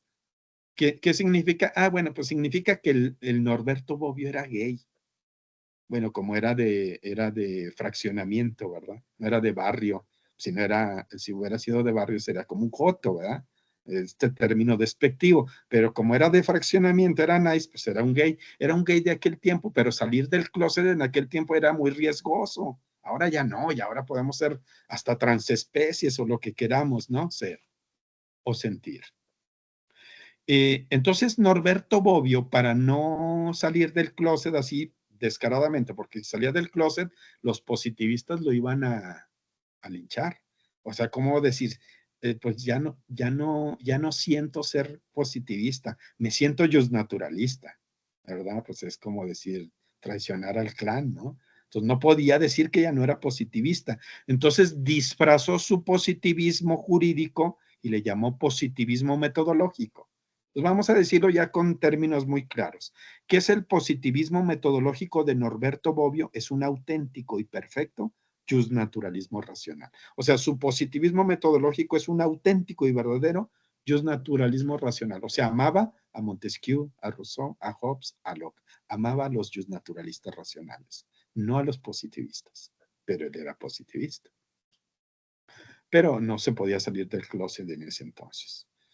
Entonces, pues no hay diferencia entre neoconstitucionalismo y positivismo y garantismo penal, porque si el positivismo metodológico es un auténtico justnaturalismo racional, pues es lo mismo, disfrazado nada más. Muy bien. Los positivistas, es decir, Ferrajoli, pretenden con estos 5 elementos crear una teoría política. Pues ese es su fin, su propósito. Los justnaturalistas no pretenden crear nada, ellos ya crearon su teoría política, su filosofía política o moral de la época es esos 5 elementos que se le llama neoconstitucionalismo, que es lo que transformó el derecho constitucional en el mundo. Pues imagínense nada más, todo un catálogo mínimo de derechos humanos en las constituciones, una parte dogmática. El principio de división del poder de Montesquieu, bueno, que ahora en México eso ya no importa, ¿verdad? Con la cuarta, pues ya eso ya pasó a un segundo plano. Pero bueno, una constitución democrática y moderna que pretenda hacerlo tiene que tener eso. Si no lo tiene, no es democrática y no es moderna, aunque la constitución diga que existe. Es como preguntarle a Maduro si su país es democrático, pues va a decir que sí. que si en la Constitución hay y se respeta, pues va a decir que sí. Pero nosotros sabemos que es una dictadura. Entonces tienen que darse los elementos de hecho y de derecho, desde el enfoque formal y material. Bueno, pero ya concluyendo, entonces estos 5 elementos vinieron a revolucionar todo, y uno de esos elementos pues es la supremacía entendido como bloque, que surgió en el siglo XVIII, no en la reforma de junio del 2011. El 133 no se reformó en el 2011, porque por ahí escuchamos a los abogados que dicen, es que a partir de la reforma del 2011, no se reformó. Se reformó el tema de los derechos humanos, pero no se reformó la supremacía constitucional o bloque de constitucionalidad. Esto viene desde 1814, en el 126, artículo 126, déjenme lo checo rápido.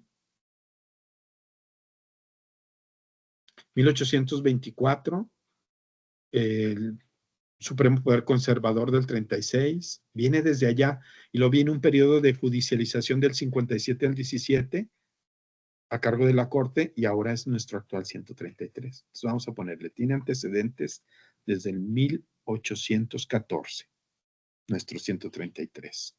No viene de la reforma de junio del 2011. El 133 fue un artículo que no formó parte de esa reforma. Todos piensan que se reformó ahí. Pues no sé por qué lo piensen, pero no se reformó ese artículo. Esta es la progresión. Esta es la progresión de nuestro 133. Viene desde el 128 de la de 1814 y así hasta llegar a nuestra época en nuestro 133, y ahora perfilado por la Corte en la jurisprudencia. Bueno, lo explico muy rápidamente. Nuestro 133 no ha sido reformado. ¿Y qué dice nuestro 133? Nuestro 133 dice, esta Constitución, si lo leemos literalmente, dice, esta Constitución, las leyes que emanen del Congreso de la Unión y todos los tratados que estén de acuerdo con la misma, celebrados y que se celebren por el presidente de la República con aprobación del Senado, serán la ley suprema de toda la Unión. Entonces, fíjense, dice, esta Constitución, las leyes del Congreso de la Unión que emanen de ella. Entonces, estamos conformando el bloque. El 133 en su primer párrafo habla del bloque de constitucionalidad. ¿Qué significa esta Constitución? La federal, las leyes que emanen de ella, las federales y los tratados internacionales. Entonces, Constitución Federal, leyes federales y tratados se llama bloque de constitucionalidad, que significa que es la ley suprema de toda la Unión. Ah, oye, entonces, ¿qué es lo supremo? ¿La Constitución Federal? No, aquí no dice que es la Constitución Federal, que dice que la Constitución, las leyes y los tratados son lo supremo.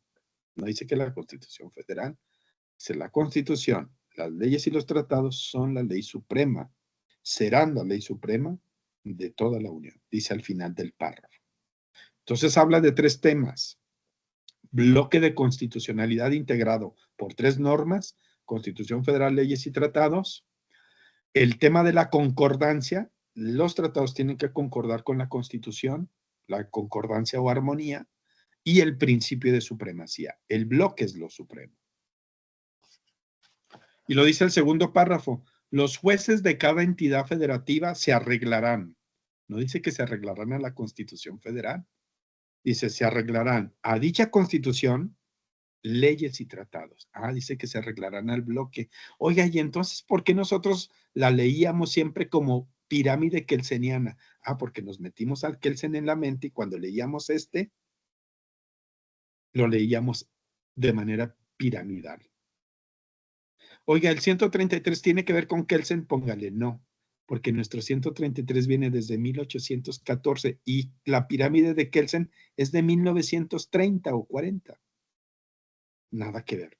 O sea, surgió primero nuestro 133, nuestro bloque de constitucionalidad, nuestro principio de supremacía, nuestro teoría de la concordancia y coherencia, y después, años después, surgió Kelsen, la pirámide. O sea que cuando Kelsen inventó su pirámide, nuestro 133 ya decía esto. Oiga, y ahorita como dice, lo mismo que ya decía desde 1814. Oiga, entonces, ¿qué tiene que ver nuestro 133 con pirámide kelseniana? Pónganle nada. No tiene que ver nada tampoco. Nuestros maestros de constitucional y de introducción al estudio del derecho no sabían leer. Y nos daban otra interpretación y nos decían que la norma de normas, que la norma hipotética, que la norma fundante, o sea, nos decían puras kelseniadas. Cuando era tan fácil leer el 133 de este párrafo, esta constitucional ley y los tratados, está hablando de un bloque. Entonces vamos a ponerle, el bloque viene del siglo XVIII, no viene de la reforma de junio del 2011. Sí, Marianita. Sí, yo aquí tengo una duda. Digo, si bien el artículo 133 significaba lo mismo desde 1814, yo creo que bien la interpretación se hace conforme al contexto histórico, ¿no?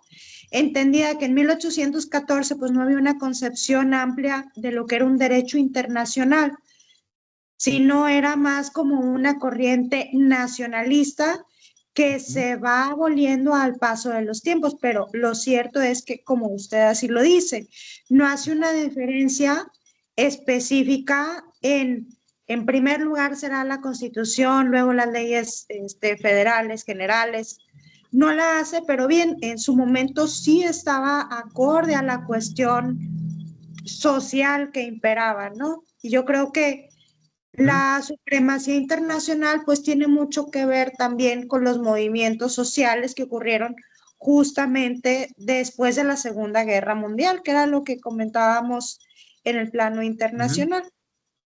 Muy bien, entonces vamos a decir que los tratados internacionales tampoco son de junio del 2011, los tratados internacionales son de Primera Guerra Mundial y Segunda Guerra Mundial, no de la reforma de junio del 2011. Es que la reforma Quiere decir que en México ya se hablaba de tratados, la reforma lo que hizo fue, oye México, no se te olvide que desde Primera y Segunda Guerra Mundial ya tienes tratados y que no respetas ninguno. Entonces le puso negrita, subrayado y cursivas, ¿verdad? Es como si, ojo y ojo. Oye, pues tienes más de 299 tratados celebrados y ratificados y no respetas ninguno. Ah, y luego, ¿sabes qué decían por ahí en el 2007? 2011, ¿sabes qué decían todos los jueces y magistrados federales? Decían, ¿a poco hay tratados internacionales? Sí, sí hay. Hay cerca de 300. Oiga, ¿y cuáles serán vinculantes y cuáles no? Pues vea la página de la comisión. Oiga, y fíjense, las preguntas en el 2007, qué vergüenza, de todos los abogados en México eran, ¿y cuántos tratados tendremos? ¿Y cuáles serán vinculantes y cuáles no?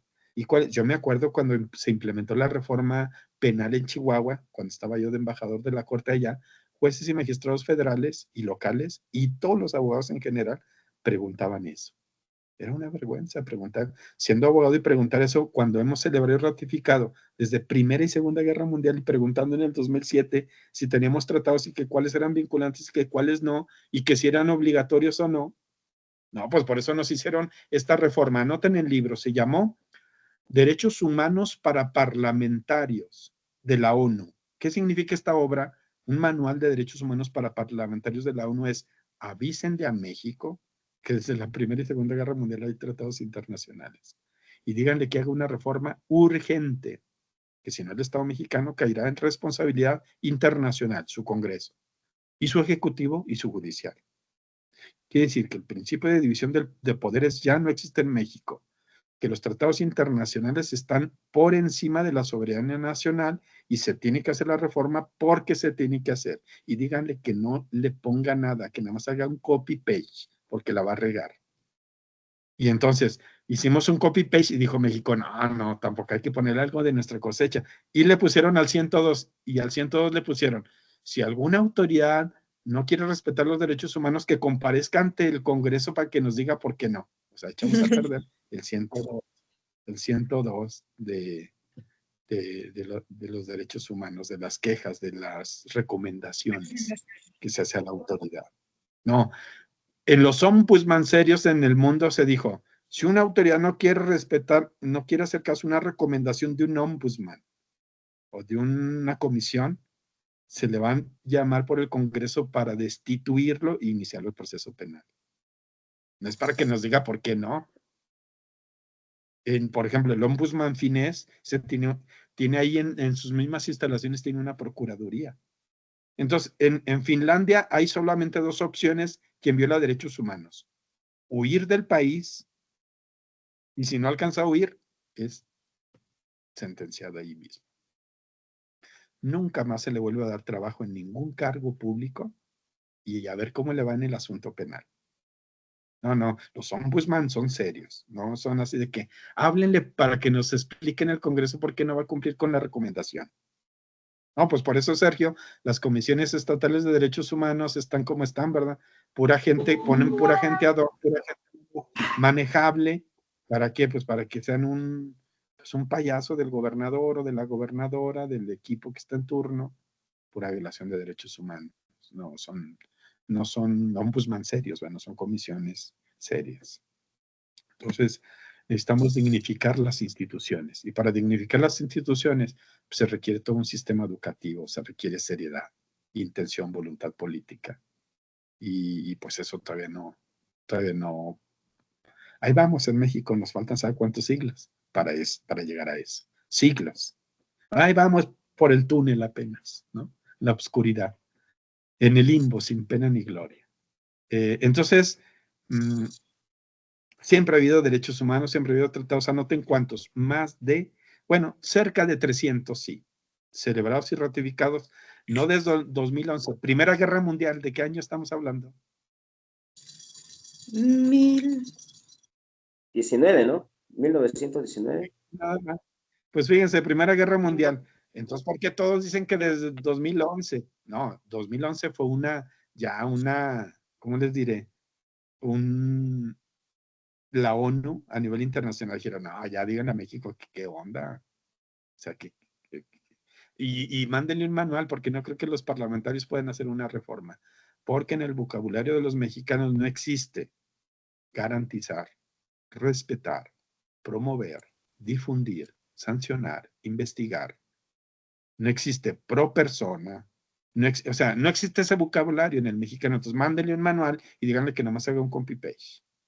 Entonces, ese manual de derechos humanos para parlamentarios de la ONU, así búsquenlo, Manual de Derechos Humanos para Parlamentarios de la ONU, es el libro más importante del mundo, porque lo hicieron cerca de 60 expertos y fue para todos los parlamentos del mundo. Pero no estaban pensando, Alejandro, en el parlamento francés, en el parlamento canadiense, parlamento alemán, estaban pensando en el parlamento de Guatemala, de México, esos que tienen que Ricardo Monreal, que Ana Gabriela Guevara, que el perro Aguayo, que Carmen Salinas, de ese tipo de parlamentos, de esos que pues, nunca van a hacer una reforma en derechos humanos seria. Mándenles un manual para que solo lo copien. Estaban pensando en parlamentos tercermundistas. Entonces, el Manual de Derechos Humanos para Parlamentarios se hizo para parlamentos que no saben leer ni escribir para que pudieran hacer su reforma y se respetaran los derechos humanos a nivel mundial. Se dejaron de violar de manera sistemática. Por lo menos se pusiera una alerta constitucional seria. Bueno, Sergio, pues tendríamos que tener más horas, ¿verdad?, para hablar de tantos temas. Pero bueno, entonces, a nivel Europa y a nivel América, nadie discute el bloque de constitucionalidad, que es el principio de supremacía. Nadie pone en discusión la jerarquía normativa entre la Constitución y los tratados porque tienen la misma grada jerárquica. Se llama bloque de constitucionalidad o supremacía. Pónganlo allí. El bloque es indiscutible. No hay discusión jerárquica entre el bloque. Oiga, entonces, ¿por qué la Corte Mexicana discutió la jerarquía entre Constitución y tratados? Póngale ahí, no tengo la menor idea por qué. Es como decir, ¿por qué estamos discutiendo cuál de los dos es más gerente? Si el gerente 1 o el gerente 2, pues los dos tienen grada de gerentes. Los dos son gerentes. Oigan, si estamos discutiendo cuál de los dos socios es más socio que el otro, si uno es socio al 50 y el otro también, tienen 50 de habitantes y 50 el otro también, los dos tienen la misma grada de socios. Jerárquicamente supremo, la Constitución, los dos son supremos. Entonces la Corte dijo, la Constitución y los tratados son de la misma jerárquica, pero cuando hay una restricción expresa a los derechos, entonces prevalece la Constitución sobre los tratados, y de ahí surgieron las restricciones constitucionales de la 293. Eso no existe ni en la Constitución, ni en los tratados, ni nada. Eso es una mala interpretación de la 293, porque la 293 en la ejecutoria se refería a las restricciones del 29, no a las restricciones generales de la Constitución, como la prisión preventiva oficiosa del 19, o como el arraigo del 16, o como el trato discriminado del 123 de trabajadores de confianza, o como el tercero de la educación laica o cristiana, o como cualquier otra posible restricción que pudiera haber en la Constitución. No se refería a las restricciones constitucionales en general, se refería a los casos de excepción del 29. Y por último, concluimos ya. El primero prohíbe restringir y suprimir. Dice, los derechos humanos, el ejercicio de los derechos humanos no podrá suspenderse ni restringirse. No dice el primero constitucional que sí puede suprimirse y restringirse, dice que no. Dice, salvo en los casos y bajo las condiciones que establezca esta Constitución. ¿Cuáles son los casos de excepción y condiciones? Los del 29. ¿Y qué dice el 29? Dice, aquí tampoco se puede suprimir y restringir ningún derecho humano, ni siquiera en los casos de excepción. Fíjense nada más lo que dice. En caso de que haya invasión, perturbación grave de la paz o cualquier otra que ponga en grave peligro a la sociedad, dice, en los decretos que se expidan, o sea, supongamos que ya hay invasión, perturbación grave de la paz o cualquiera otra que, o sea, que ya se dan las condiciones que nunca se han dado en México. O sea, nunca se ha dado un decreto, pues las condiciones sí. En los decretos que se expidan no podrá restringirse ni suspenderse ningún derecho humano. Al del nombre, al de la nacionalidad, ya hace todo un núcleo duro. Dicen, no se pueden restringir los derechos humanos de las personas, ni sustraerse la restricción a persona determinada. O sea, ni siquiera en esos casos de condición. Entonces vamos a concluir que ni el primero ni el 29 permite restringir ni suprimir. El derecho interno, no hay ningún precepto que permita suprimir y restringir. El derecho internacional, menos. El 29 de la Convención y 27 de la Convención dice, los derechos humanos no podrán restringirse en mayor medida que los previstos en esta convención, no podrá suprimirse, no podrá menoscabarse, no podrá, y al no podrá eso le llamaron pro persona. Entonces vamos a decir, el 29 de la Convención Americana no establece el principio de pro persona, pero el no limitar, el no suprimir, el no suspender, el no menoscabar, el no retrotraer, a eso le llamaron pro persona. El principio debe llamarse de no limitación, de no restricción, de no supresión, de no menoscabo, pero prefirieron llamarle pro persona o pro homine. El 27 de la Convención es un plagio del 29 de la Constitución mexicana, casos de condición y excepciones, y no se puede suprimir ni restringir los derechos humanos. No hay ningún artículo que permita suprimir y restringir, que autorice. Habrá artículos que restrinjan, pero que autoricen restringir y suprimir, no.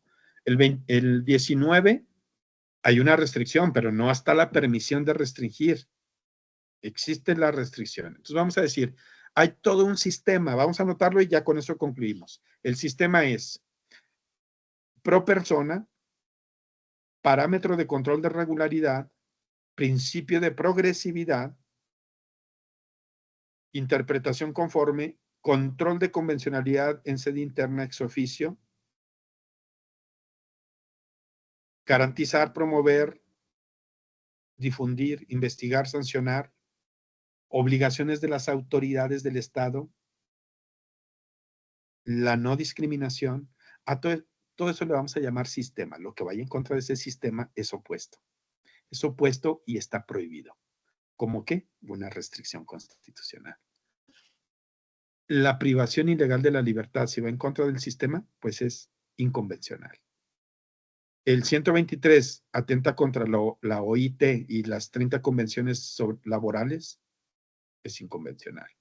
Cualquier restricción le vamos a llamar antinomia aparente. ¿Qué es una antinomia real? Cuando el orden constitucional es un caos, pero cuando el orden constitucional tiene un sistema protector y garantista de derechos humanos, esas son antinomias aparentes. ¿Cuáles son las aparentes? El 19 de la prisión preventiva oficiosa, el 16 del arraigo, el 123 del trato discriminado. Entonces, esos son restricciones que son interpretaciones o antinomias aparentes. ¿Por qué aparentes? Porque hay todo un sistema protector. Se llama progresividad, no retroceso. Se llama garantizar, promover, difundir, respetar.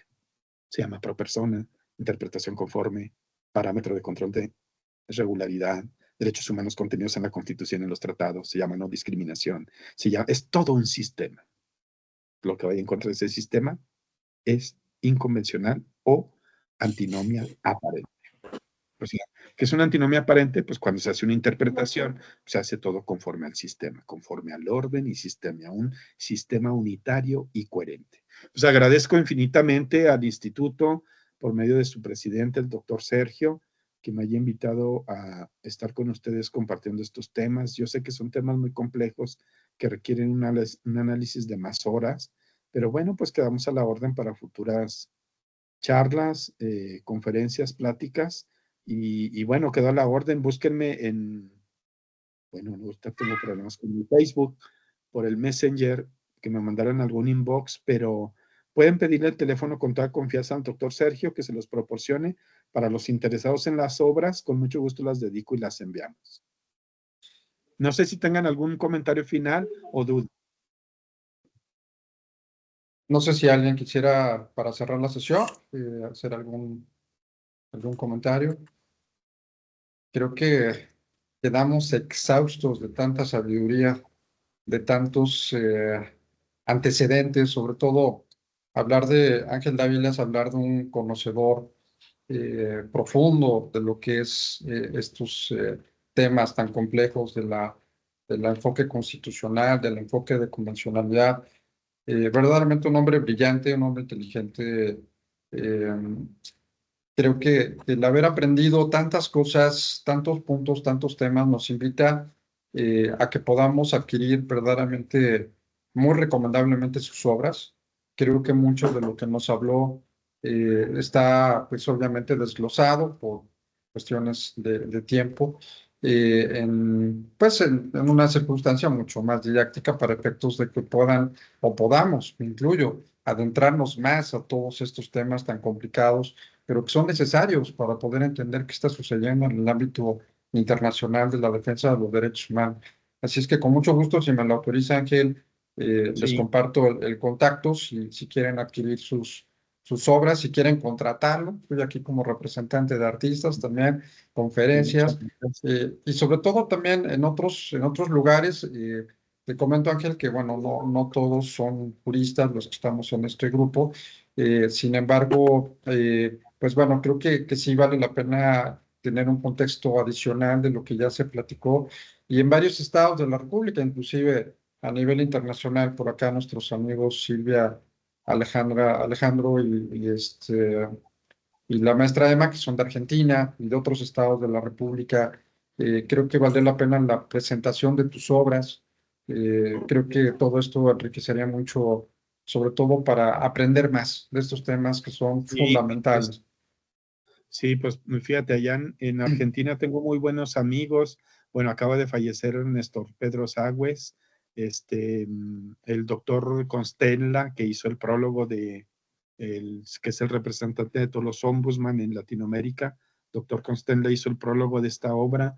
Y bueno, pues por allá en Colombia, Rey Cantor, por allá Osvaldo Gossaini, grandes amigos. Domingo, otro, Blume, y bueno, casi todos los presidentes de tribunales constitucionales grandes amigos que hemos compartido con Eduardo Ferrer MacGregor en los congresos internacionales. Gente muy brillante, excelentes catedráticos, investigadores y grandes amigos que ya tengo rato sin verlos porque se vino el coronavirus, pero yo creo que ya vamos a empezar a hacer más eventos. Entonces, pues con mucho gusto, sí, pásales mi número, son pocos y yo sé que no le van a hacer mal uso, y pues bueno, para estar a la orden. En tanto arreglo mi Facebook porque cambié de celular y no soy muy tecnológico, pero espero arreglarlo muy pronto. Mi Facebook está con Ángel Dáviles Careño, pero yo creo que en 1 o 2 días ya queda. Ya queda para Perfecto. también estar ahí a la orden. Pues muchas gracias, Ángel. Pues nuestro reconocimiento, verdaderamente una sesión magistral. Necesitamos, obviamente, seguirte el paso con tus obras, seguir aprendiendo más de estos temas. Verdaderamente nos abriste mucho el panorama de todo lo que tenemos que aprender, que esto es una labor permanente y constante. Así es que, pues, nuestro afecto, nuestro reconocimiento, y muchas gracias por haber estado con nosotros. Y bueno, pues a todos y a todas que nos hicieron el honor también de acompañarnos. Nos corrimos un poquito del tiempo, pero la verdad se nos pasó el tiempo corriendo. Se nos pasó muy ameno todo lo que se platicó, así es que ni lo sentimos. Y bueno, pues muchísimas gracias. Muchas gracias por acompañarnos. Un fuerte nuevamente. abrazo a todos. Un abrazo, Que Ángel. pasen muy Gracias. bonita noche. Igualmente, muchas gracias. Buenas noches a todos. Muchas gracias. Un lujo. Descanse. Gracias, Hasta luego. doctor. Bueno, Hasta Muchas luego. gracias. noches, Buenas doctor. noches. Gracias. Un placer. Felicidades, doctor. Gracias. Muy agradecido. Cuídense mucho. Gracias.